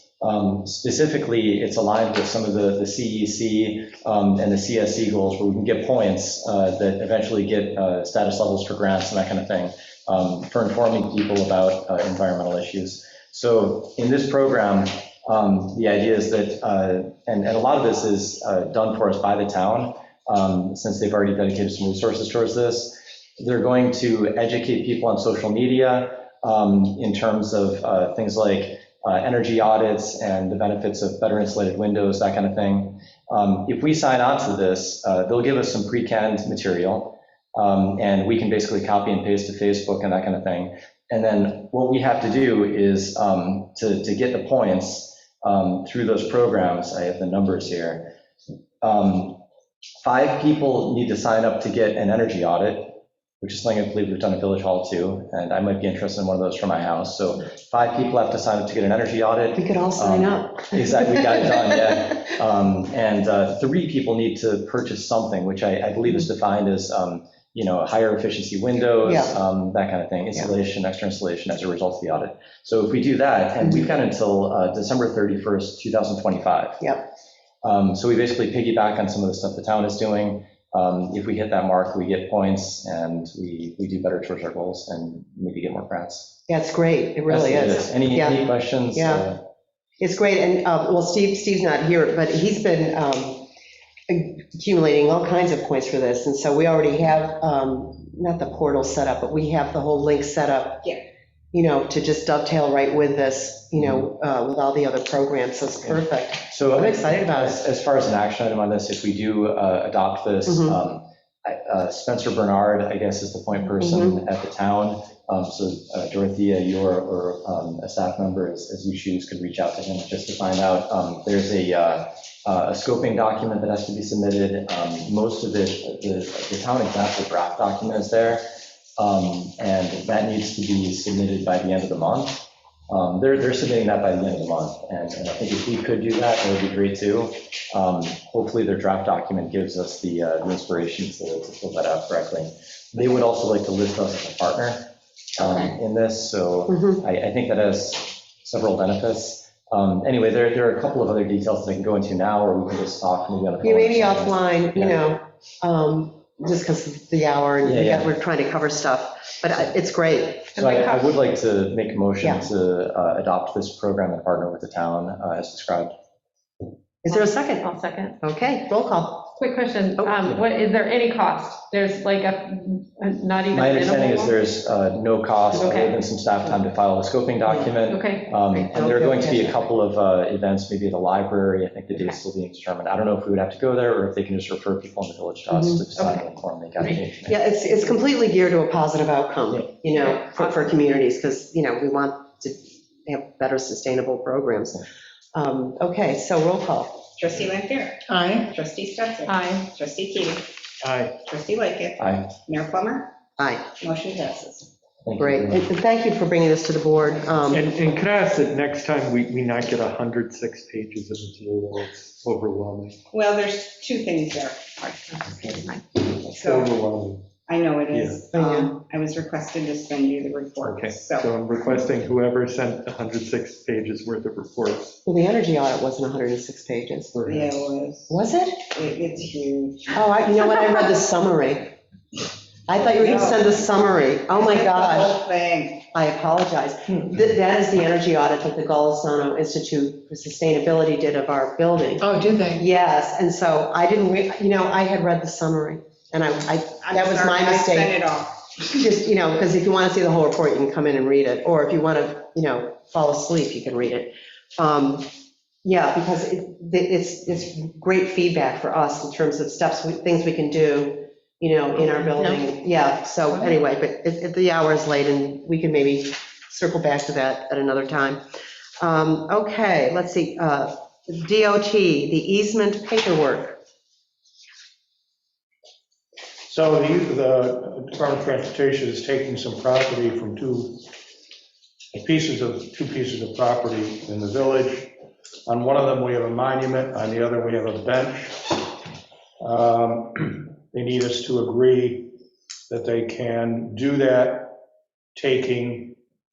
We won't make any claim, and they're going to replace the monument and replace the bench. After the work's completed. After the work's completed. Basically, that's it's. part of the contract documents for the job. So a quick question. That means now they own more of the right of way. Does that mean they could widen or? they don't own the right of way. They just own a piece of that property to widen whatever they need to widen. Right, but that's what I'm worried about. What are they widening? I don't know. So that's And really, that's really. a wide corner or something. I think it is a corner, but Where is it I again? think it's for a full place. It's for a pole, that's what it was. I just wanted to make sure they're not making. 204 South Main Street. Yeah. That's right where the Pearson is, isn't it? Yeah. So the Yeah, Phoenix it's building. that corner. The Phoenix building where they, And the flower shop? traffic light pole is. Yeah. And then Phoenix the other building. one is Lincoln and. Yeah, the flower shop. And the florist, yeah. Well, I'm always thinking about danger, like them having the danger of widening the road at some Yeah. point, and so that's, I mean, it's a Well, we little couldn't tiny get in the corner. way. but maybe- Yeah, I'm wanna not sure make- how much they're taking away from, because it's all building right there. Okay. Sidewalks. That's what I was trying to figure out, this is not Yeah. my. But to that point, can we make a stipulation that says yes, as long as the width of the road is not altered? I don't You think don't know so, that. No, yeah, I talked today about changing it. okay. They said no. Yeah. Yeah, yes. I have a question. Bob. Do you know what color the new poles are they're gonna put in? And there's a reason I'm asking this. The color of the new light pole, or, Well, for example, when they did South Main Street, they put in black poles, which visually kind of disappear. Yeah, When the poles that went in, the ones that are at the four corners right now, when those went in, I don't know, late 1980s, they were supposed to put in forest green poles, and they put in the galvanized metal ones by mistake, which are really ugly, and they have been. But they agreed at that time to the village, because I believe Jack Close was mayor, that the next time when they replaced them, they would go in with green that matches our lights and everything else. So you might want to bring that up. Zach, can we follow up on that? Thank you. Yeah, thanks for bringing that up. I didn't know that was, Yeah, had that's the even first time been. I've heard of it, I'm not sure. I'm sure I'm the only one that remembers it. Okay. so, yeah, oh, sorry. go ahead, So go this is basically back to what you were saying, Zach. It's pretty much the area that where the light pole is, so that they can take care of their, Yes, as far as I Traffic light. understand, all four corners will have a light pole on it, okay, so there's making room for that. okay. So actually, that will inhibit them from making the road wider. Yeah, I don't think they have, I mean, who knows what's gonna happen in the future, Okay, but yeah, as for the plan right now, it's not extending the road. okay. And if we don't agree to this, can they do it anyway? I'm sure they could. Yeah, they can probably do. It'll be a longer, more complicated. Okay, so, all right. And we get $5,000. Yeah, okay. Ta-da. Okay. Did we get it, or just the No, property? No, no, Newcomb. they're Newcomb does, the property owner. They're not doing It's anything about 5K. it. Nice, okay. So it's not even, okay, That's not village property. it's new, Newcomb. Newcomb. Yeah, Either one is village property. The only thing we have in play is the plaque and the bench.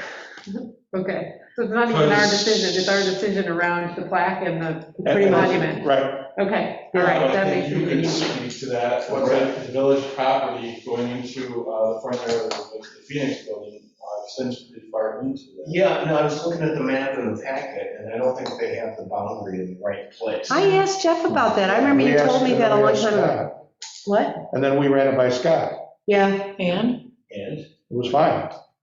Because if you look at the GIS map, it's in a different location. thought we owned it. No, according to Scott, we don't.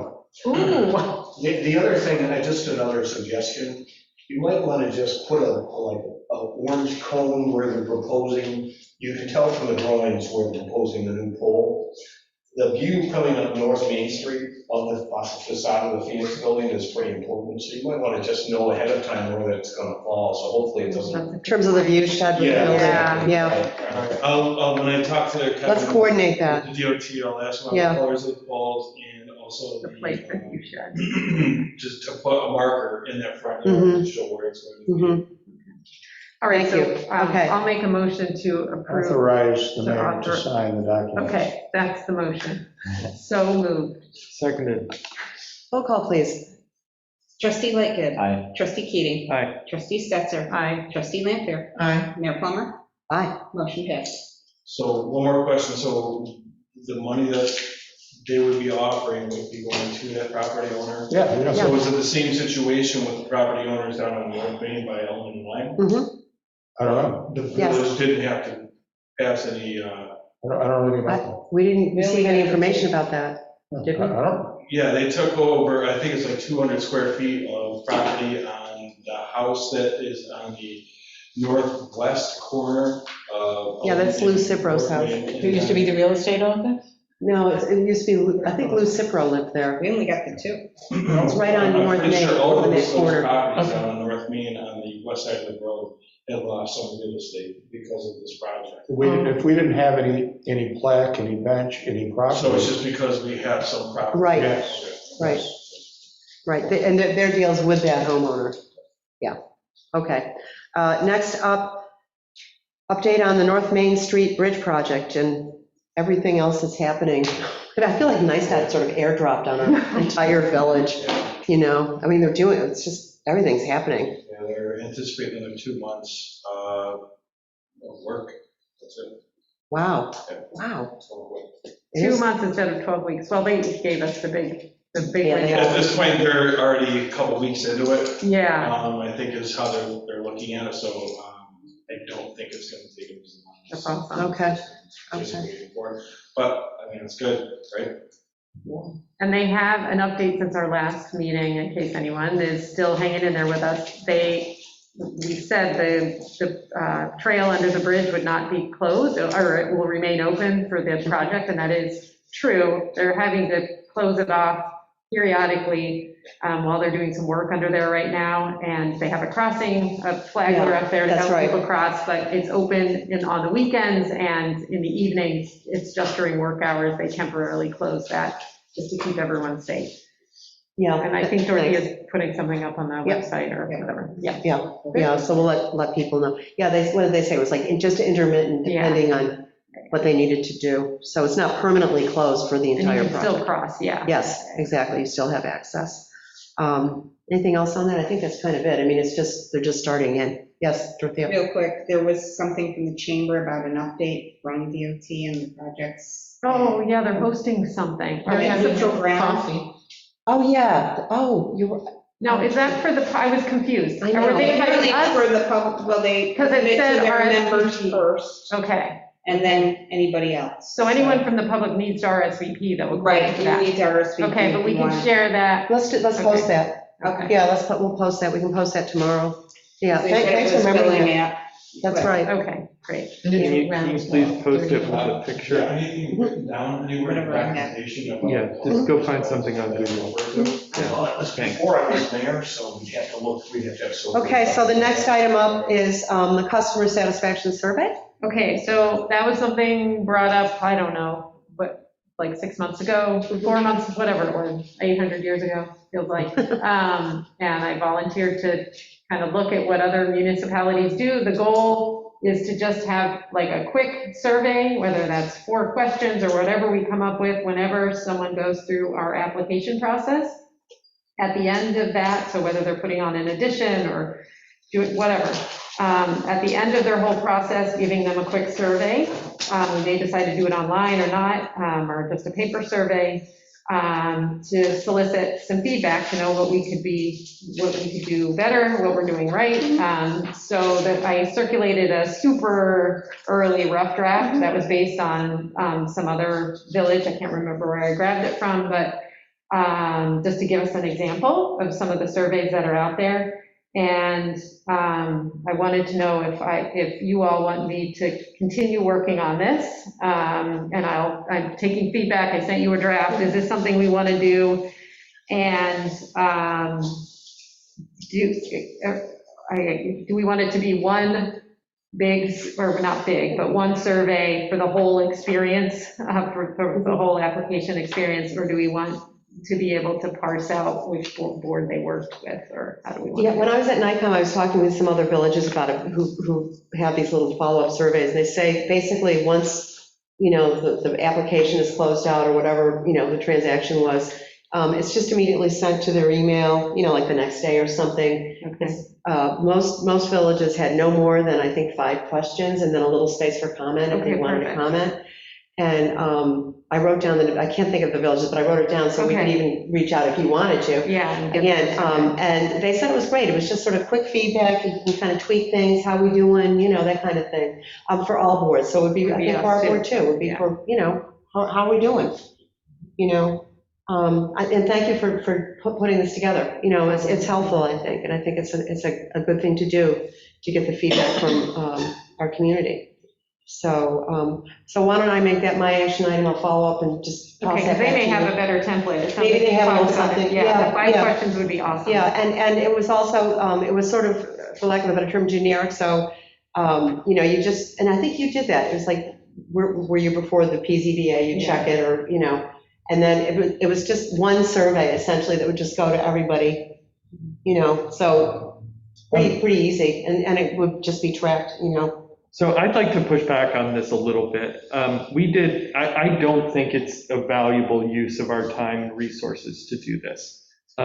We did an extensive survey of the village with Bill McBride's survey company a year or two ago. No, it's in the comprehensive plan. Yeah. I love it. Yeah, and it's very thorough as to who we are and what we do well and what we don't do well. And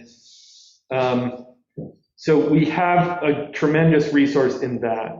So knowing that, then the actual survey, I think when I play it out, there aren't that many transactions. There are not that many people who come before these boards. A handful of people come before these boards and fill out applications for various things.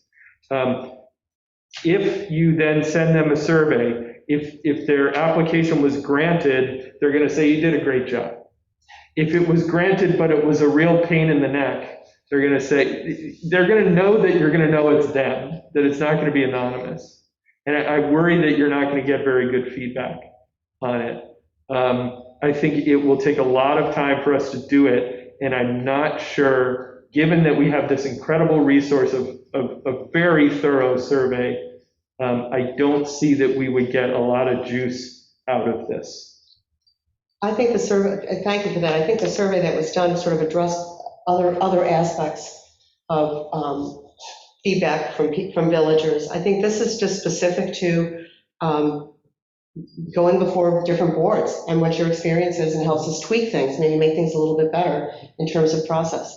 And Dorothea, you have been overseeing all the boards pretty much.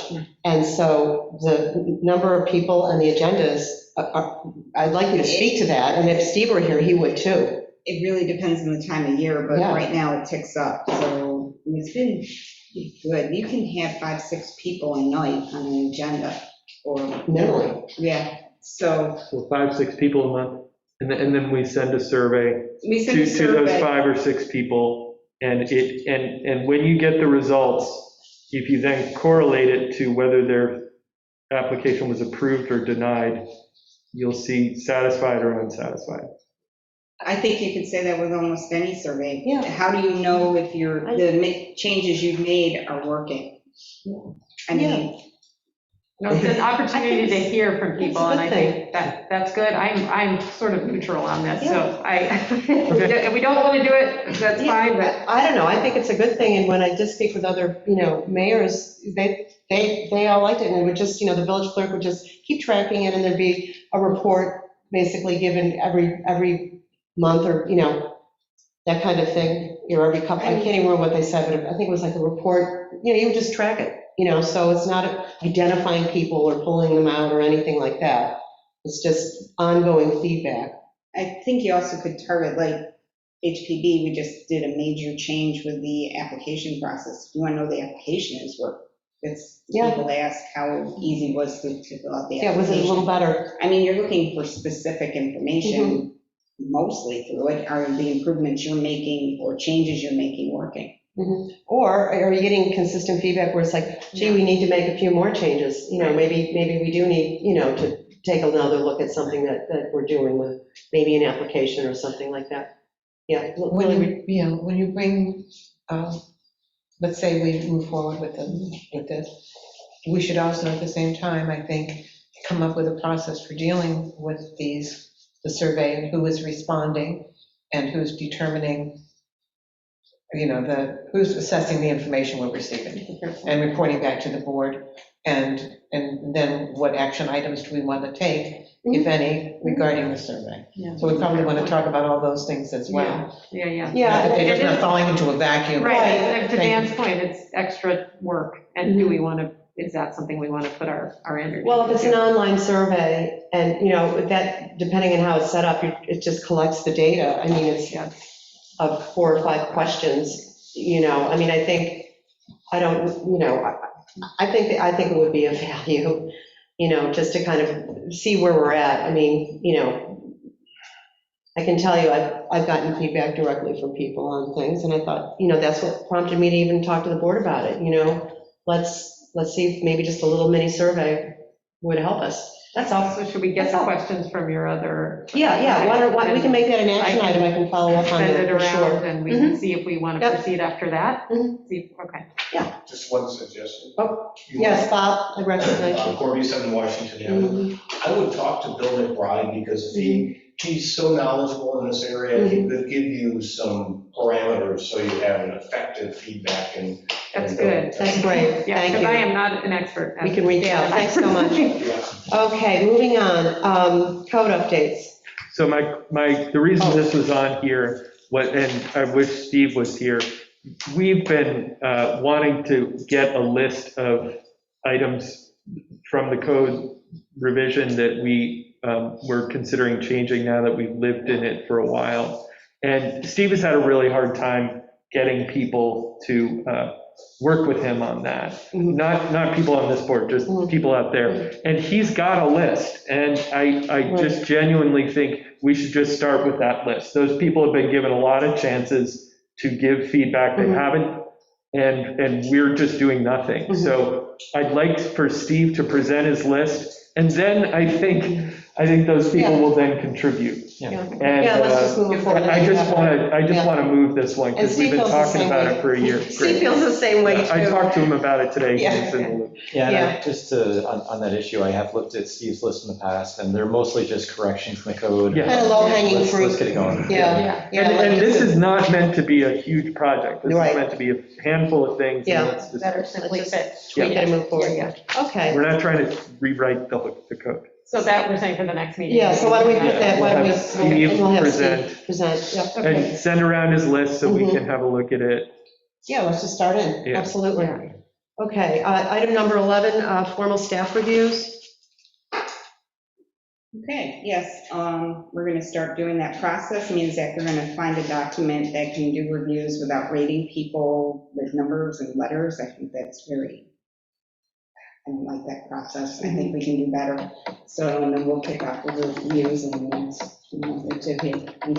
Great. Are these going to be for board review? I don't. We've It's never. just Well, it goes into the No, it's not record. just us. No, it's just. No.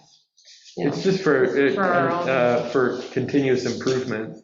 Yeah. It's really the Just, goal. I mean, as far as salary that the board, having these in place, I think it's important for us to be able to assess something in a more structured way on the board, but, it's not, we're not able to interview and to intervene with any staff operations, so. If anyone has. Yeah, I missed the conversation last meeting about this, so I just. Yeah. It was just to have reviews in place, and it's just a healthy practice to have, that you have something in writing and that you have an opportunity to talk to your employees, even though you're doing that all the time, as I hear. On a daily basis. But it's good to have it in writing, particularly if an issue comes up or raises, that's a good thing. The ones You we've can look at had in that. the past have assigned numbers and values to that. I find that doesn't work with it. Yeah, so just take another look at that process. Another way of That would be doing it that we can say effective. needs improvement, doesn't need improvement, but, you're not saying you're a 1 out of 10 or a 20. Yeah. I think that's,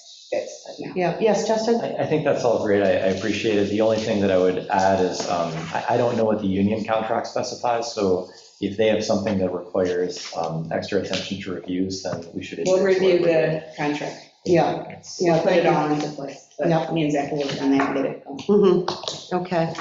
Okay. And if anybody has ones that they've used at work that are particularly useful, send them along. I'm sure I've got some somewhere. Okay. Yeah, I just don't like the ones where you're a B or you're 8.6, Yeah, but then you look at it next year and you're an 8.8. I've never found that a good feeling. Okay.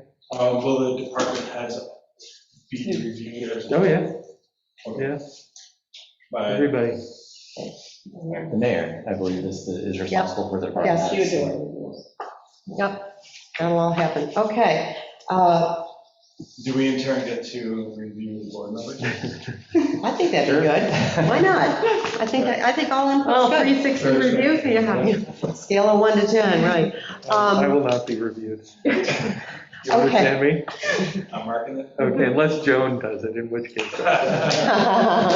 Okay, so do we want to go back to minutes? Oh, minutes. Okay. Forgot You about guys that. gonna be here for anything No, else? we're all set. Thanks so much for staying. I know it's been a really long day. Appreciate it. Thanks, Jack. I did receive corrections from Renee on a few small items. I will make those. Thanks, Renee. Renee You're says- good at finding all that stuff. I love editing. You want me to stick around for minutes? Also. Thanks so much, Jeff. Okay. Everybody have a great night. Yeah, you So, too. unless there's something else, and I've lost my minutes. Okay. So are you ready to make a motion on the 28th? Okay.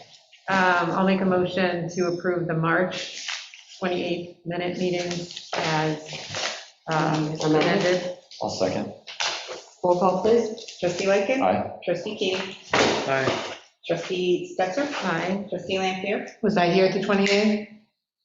Yes, it was March. It was in March, yeah. I'm in March, thank you very much. No problem. Mayor Plummer? Oh, wait, Trustee Lampier, did you? So, Yes. I'm sorry. Mayor Plummer? Yes. Motion passes. Thank you. Okay. Next. I make a motion even though, April 4th. Can I make a motion even though I wasn't there? No, you Thanks, can't. John. You're not there. See you, Jeff. See, Jeff, thank you, Jeff. I think I was not there for that You one. were not there. Yeah, I did add some. Okay, so we'll entertain a motion to approve the minutes as presented. Oh, as amended, I'm sorry. So moved. Is there a second? Okay, we have, yeah. Okay, Okay. all right. Trustee Lampier? Aye. Trustee Keating? Aye. Trustee Lightgev. Aye. Trustee Stetser, you're gonna Abstain, abstain. Mayor because I Plummer? wasn't there. That's right, aye. Okay. And, Oh, wait, I was there You for were there that for one. the. oh, you were there for that one. I could have made a motion, see? Darn it. Oh. Okay. And do you want to, Am I allowed to vote aye instead of abstain? Yes, you're Okay, aye. great. yes, because we had fast breaking news, and we now know you were at the meeting. I, in fact, ran the beginning of that, remember? 'Cause That's what I know. right, that's right. I think Duh, the Oh. next one is for, that's when I wasn't there. Yeah. It'd be 11, Right, April April 11th. 11th. yep, I'll make a motion to approve April 11th. thanks. As amended. I was second. Okay. Roll call. Aye. Trustee. It is getting late. Abstain. Aye. There wasn't Trustee any. Keating. Aye. Trustee Lightgev. Aye. Mayor Plummer. Aye. Motion passes, and before we go, and There's I'm member gonna- items. There's member items. Well, can I squeeze this in before member items? The Frog House emailed me, and the only reason I'm bringing it to you is kind of time sensitive. They're looking to conduct their scavenger hunt on the 28th of May. Oh. They have done this before, so they have filled out the application and they provide the insurance and done everything in the past, so I'm looking to get that approved for them. Do we need to waive? And it's the same as, Yeah, and it would be waiving the 45 days. Yep, you Real can- quick, I've not- I was gonna hold it off, and, because I just No, got but this it's- yesterday, I know. and it was some confusion on probably both of our parts, but, it's the same as last. 28th. yeah, there's another one. And there wasn't a change, right? Second. There wasn't one? There was no changes. No, Well, last year was COVID, they might be doing. they haven't done, I think they haven't done it in like 2 years. Right, I could but be but from wrong. the, Yeah, whenever no, they did it before. Whenever we approved. But I figure if I get it approved Yeah, for her, that's- she'll be happy, and she has plenty of time, no events, good to go. Okay. And you want to shortchange her time. All right. So if I can have that approved, please.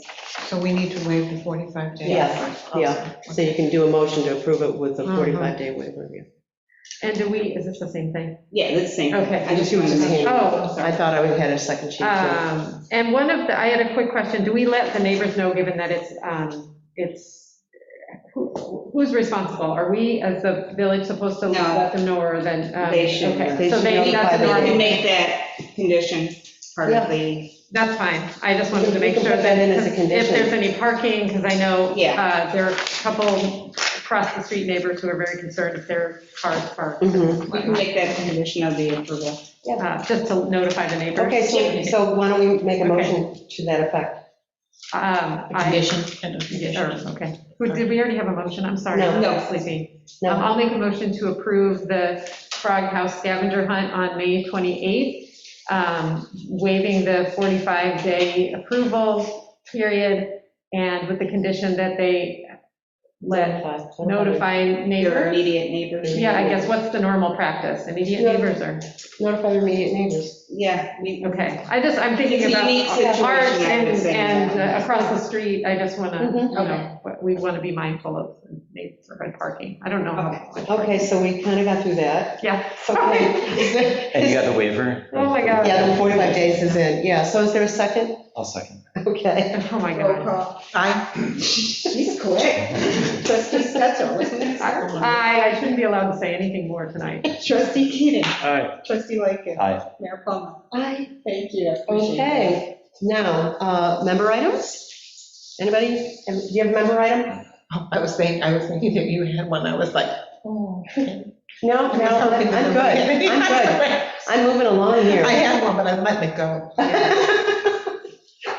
Okay. I have one that I think I can wait till the next meeting as well. Are you sure? Okay. Yeah, going to the Okay. webinar for the grant. Okay, Jan, do you have any member items? I'm deferring to Justin. Oh, okay, Justin has some. I do have a couple of brief member items. As I mentioned to the board before this meeting, I came across an email from trustee Keating to the Board of Education. And I believe that trustee Keating is within his right to send that under free speech, and I appreciate his pursuit of more information. As I was looking at it, I did have some concerns, specifically that it seemed to raise some issues in terms of the compact between the town and the village and the school, and some of the terms of that compact, specifically in terms of the chain of communication that we use to communicate with other boards, our way of discussing first and then approaching them with a unified voice, and in terms of asking for information that is protected, I believe, under statutes like FERPA. It also did not necessarily seem to recognize the complexity and nuances of the decision-making in an independent body. And so for all of those reasons, with respect to trustee Keating's rights to send this, I think that's all fine, but I think it gives us as a board an opportunity to review whether we think that this communication does concur with the town, village, and school board compact, or if it does not really reflect our values, or alternatively, if we need to step back from the compact and we don't think that's valid anymore. That's a lot to consider for tonight, and I don't want to put it on anybody to speak on that without looking at these items. So I just wanted to get this out there, and perhaps we can add it to the agenda for the next meeting. Yeah, and, just because of the events in this particular instance, I don't know, depending on how this discussion would move forward in the next agenda, and I would like the board to consider this, that we would not have this as a public discussion, but rather have it, as an attorney discussion, because there's some legal aspects to some of this. I just want the board to consider it, Well, accusations were just made, and I'm going to address them. Okay? So I have 4 points that I'm going to read on Justin's comments. One, I am in favor of more direct, professional, and friendly collaboration between the Village Board of Trustees, the Pittsford School Board, and the town of Pittsford. I'll send you this afterwards. You don't need to write anything down. Two, the rest of the trustees were not copied on the email, and in no way did I insinuate it was anyone but me asking these questions, nor do we have any sway over the boards who are not our own.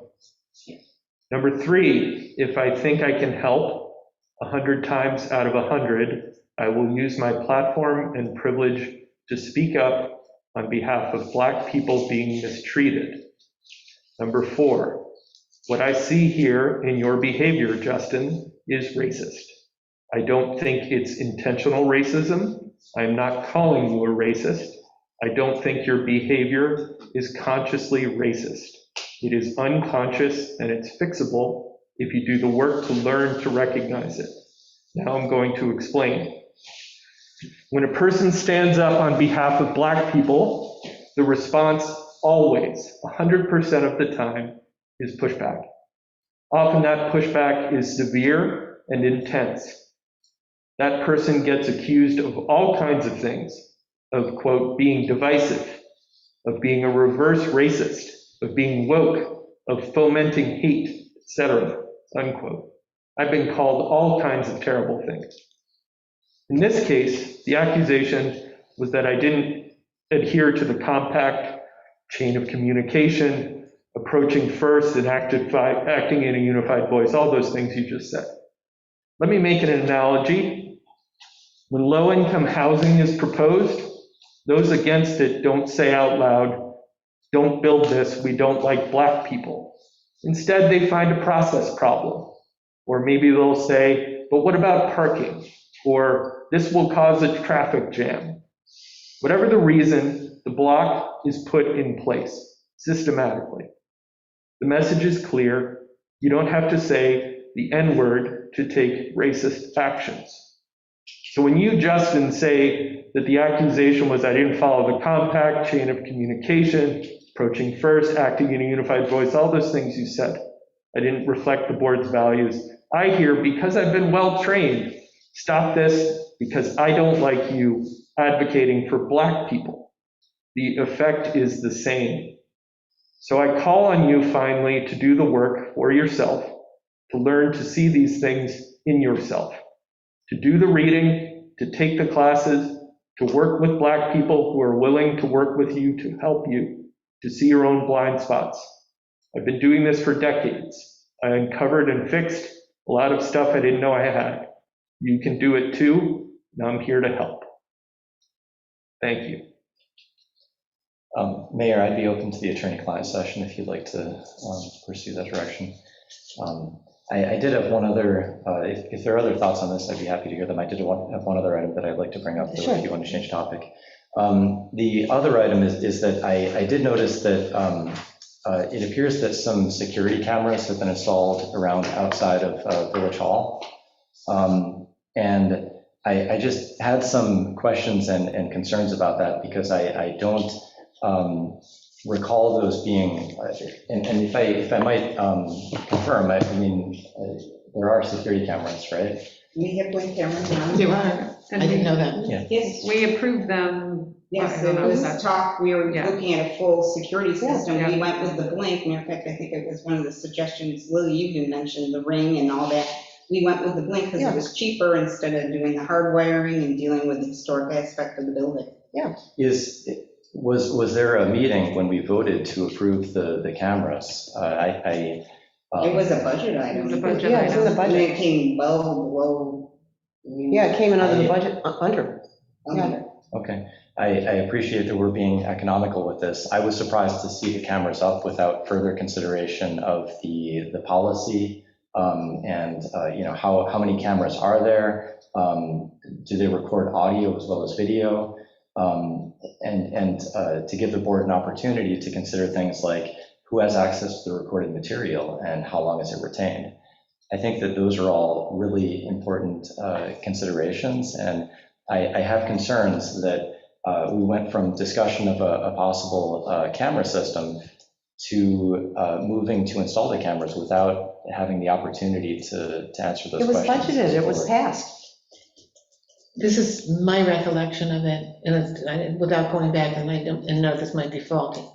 I know that we had some discussion, I know, at least with you and other in the office, regarding concerns with this safety and security, and we did, as you said, talk about the Ring and some other possibilities because of the expense of everything being more, and the only other thing I remember is that the mayor met with Renee, you decided to have a subcommittee, and you were gonna meet with a company that supplied security. That wasn't me.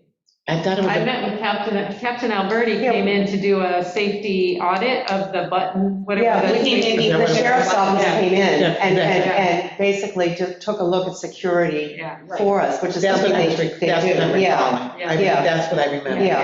yeah.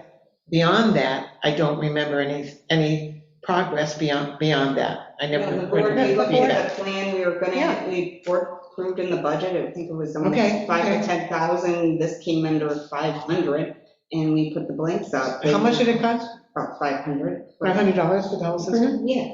Yeah. I mean, it's limited access, I think I have it and Zach has it. Yeah. To see Okay. the cameras. I think that part I would have felt more comfortable, I'm sorry, I don't remember if you told us, to say, you know what, FYI, security cameras were put in for our safety, we understand, and then to say to the board, you know, I have access, Zach has access, that's it. Otherwise, that feels a little bit big brothery. I mean, to me personally, because I didn't know. They're nowhere in the building, No. only on the outside.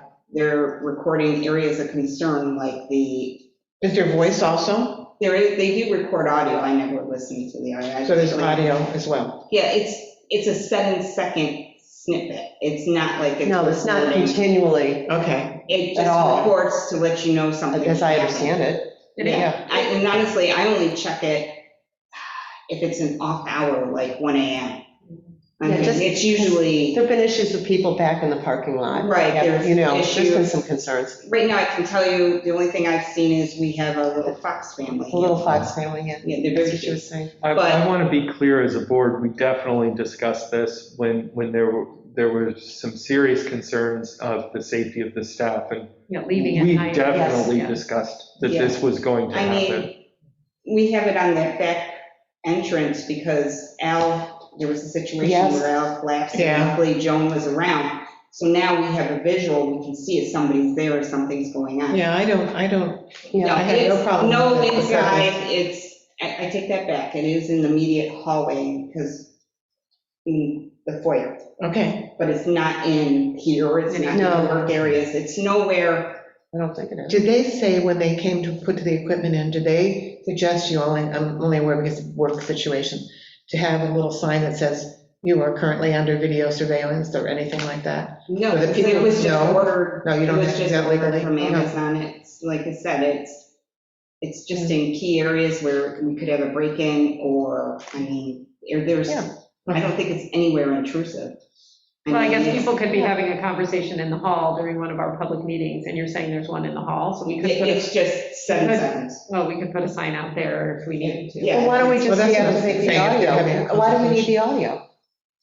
Like I said, I think it's automatic. Yeah. it's- No, but I think, I thought we could deactivate it. I can look at it and take, see if Yeah, I can let's take audio look off. at that, and then it's just video to see if somebody's Okay, all right, breaking in so or no- something. No audio Yeah, attached to this? yeah, I yeah. think it's reasonable. Outside, we talked about the safety Yeah. of you when you leave at night Yes. and feeling safe, like Yeah. that, we definitely talked about all of that. Yeah, and it's Mhm. down, there's 2 cameras at DPW, and it's in primary areas. Yeah, they've had issues down People there, definitely, coming they've had in issues. all hours. Okay, Yeah. I'm sorry, I just didn't remember. that- Okay. Yeah, No, that hadn't been it's installed. nothing. Have we covered this? Are we good? Yeah, we're done with it. Okay. I would just like to, Yeah. to build on that a little bit.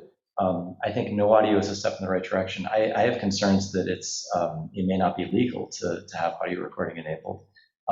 I would really like to. Would that be like recording somebody's phone call when they call When, you, for example, like Linda Tripp kind of Hey, stuff? Dan, focus back on the, No, this is relevant. Like, are you allowed to, in a Linda Tripp way, record phone calls without people's knowledge of it? Or is that just like a New York really, State has the two-party law. or is where- that just like a really slimy thing to do? so But the it's a security audit 7-second snippet recommended that's. the security camera. I would just like to review to make sure. Let's deactivate I would it. just If like we- to see a legal review. If the board doesn't want audio, I can Yeah. see about Minister? turning it off on all the Yeah, cameras. let's That's do fine. that. I mean, 'cause Mayor. honestly, I don't even look. Just like I said, I check the I'm being- odd. Hang on, everybody's cross-talking. It's getting late. Let's wrap this up. She's going to look into deactivating the audio. We're going to make sure that that happens, and we'll let you know when that I'll look happens. in the How's that? morning and I will. Okay, And it was part of the recommendation from the security audit that the Yes. Monroe County Sheriff's Office did to put some safety cameras for Yes. the people who are leaving late at night. Thank you. I do understand the security issues. The audio is definitely a step in the right direction. At a future meeting, I would also just like to look at the policies and make sure that we're clear about who has access, for what reasons, and the retention of the videos. Just to make sure that we're all on the same page about how this information is being used. That's okay, all. okay, What great. about retention of audio files? Recorded audio files, like against somebody's knowledge? Are those Yeah, I going to know. be recorded? Can we maybe take this offline, because it's late. very late, and can, any other member? It's a fair question. It is, It's a maybe. really fair question. I don't understand why we're tabling it. So do you have a concern about that too? Do you want to add that to the agenda? I don't, would you like to explain the context of your question, or should we just continue? I'm just asking a question. Can you restate your question, then I'm not sure how this is relevant to something in front of the board right now. Sure. And we're gonna, yeah. Okay, I'm unclear on what I'm being asked, so. okay. Well, maybe when, Dorothea can update us on getting rid of the audio, we can follow up on that. Okay, any other member items from people? I wonder if there's a reason they enable audio on that. It probably was just enabled from the factory. I have to look at it. I never even thought twice about it, because like I said, I don't listen to the audio. I just glanced at the off hour. Yeah, you're just looking to see if I look for everything's oddity. okay. That's Yeah. it. And we can also I- ask Captain Alberti, I mean, it might have been the captain before him, I can't remember, but the lights are, like what they recommend, because they're the ones that said, put this, that. we Yeah, no, recommend. they know of this system now, and they've said, great. Yeah. And, I think we've covered this at this point. Okay, is there anything else? Is there any public comment? Yep, that's what I thought. Just to follow up on the discussion earlier tonight. Last summer, I know Mayor Plummer, you said the Seneca Zoo Society was going to conduct a site visit of the Arboretum. I just wondered if they did do a site visit, and if they have any findings, or you had a report, or any. Tell me again, I'm sorry. I'm sorry. Last summer, you mentioned that you were inviting the Seneca representatives from the Seneca Zoo Society to tour the Arboretum. I wondered if they did conduct a site plan, a site visit, and if there was a report or findings from that, and if there was, if you would share those. Yeah, they verbally gave the report, and they were supposed to send us a hard copy. I don't know that we ever received it. Thank you for bringing that up. I'll ask them, because they're going to help us do the pollinator garden. So it'll be perfect timing to say, you never sent the hard copy. They did give it verbally, though. Yeah, so we probably have that on Zoom, right? Didn't they give it on Zoom? I think they did. Yeah. I think We they could did. just look back too. Yeah, We're but getting the there should be, report. they should provide a hard copy. Yeah, because what they did, they went in and they, I know that they did an estimate and cataloged the types of invasives. It was more about invasives, and I know they also did tag some trees as well, in terms of what was native and what could stay, they did some of that preliminary work, so that would be helpful. Work with the friends, if you would share that, and because we want to help you out. And the Seneca Zoo Society would like to be part of this. They've said that they would like to, help, and because they do community outreach, and so it's a perfect opportunity for them to help with all the, the organizers and everything. Wonderful. And then the last thing I just wanted to understand the mulch pile, because it sounds like you had a purpose for it. And I just wanted to understand what that might be, because I don't want to advocate removing it if you've got a plan for it. Well, actually, it was supposed to be part of when we continue with all the suppression, the ongoing suppression of the invasives. Okay, so more mitigation for the. Right. And, how many leaves do we have every fall? And another aspect of it, when the mulch decomposes properly, even if there are some weeds in the pile, the weeds will break down and not be reintroduced. Sure. So that, and so what's great is that the DPW is kind of into it. They've been turning that pile. The temperature on it is at the right temp. You can tell it's baking, this. So that is the goal, actually, because leaves are an asset, So it'll help, again, once we continue this long-term, remediation for invasives. This is another way to add good soil, good mulch on top, and continue. And I just wanted to explain one other thing. When we came up with the 10 acres, we didn't do that as an arbitrary number. I went with Michelle, who worked at the town GIS. We looked at the property, figured out where 10 acres was, and it approximately falls at the edge of the spruce plantation and then goes along the driveway. It's right about in that area. I bring that up because if you walk the site and you look carefully in the area where the mulch pile is, if you look to the south, there's a natural berm there that it provides a visual, even in the winter, so you can't see into the DPW yard, and it's steep enough that actually provides a barrier, so you don't need a fence on that side of the yard. So I just wanted to make, if you haven't looked at that closely, the next time you walk down there, I recommend you take a look at it. Thank you. Yeah, that's Okay, helpful. Thanks so you. much, Bob. Have a good night, Okay. everyone. You too. Okay. I'll entertain a motion to adjourn. I'll make a motion. Everybody? I'll make a motion to adjourn. Is there a second? You seconded already. Oh, wow. I missed that. Okay, roll Trustee call. Lickett. Aye. Trustee Keating. Aye. Trustee Stetser. Aye. Trustee Lanfair. Aye. Mayor Plummer. Aye. Motion passes. Okay, thanks, everybody. Thank you. Thank you. I cannot do it.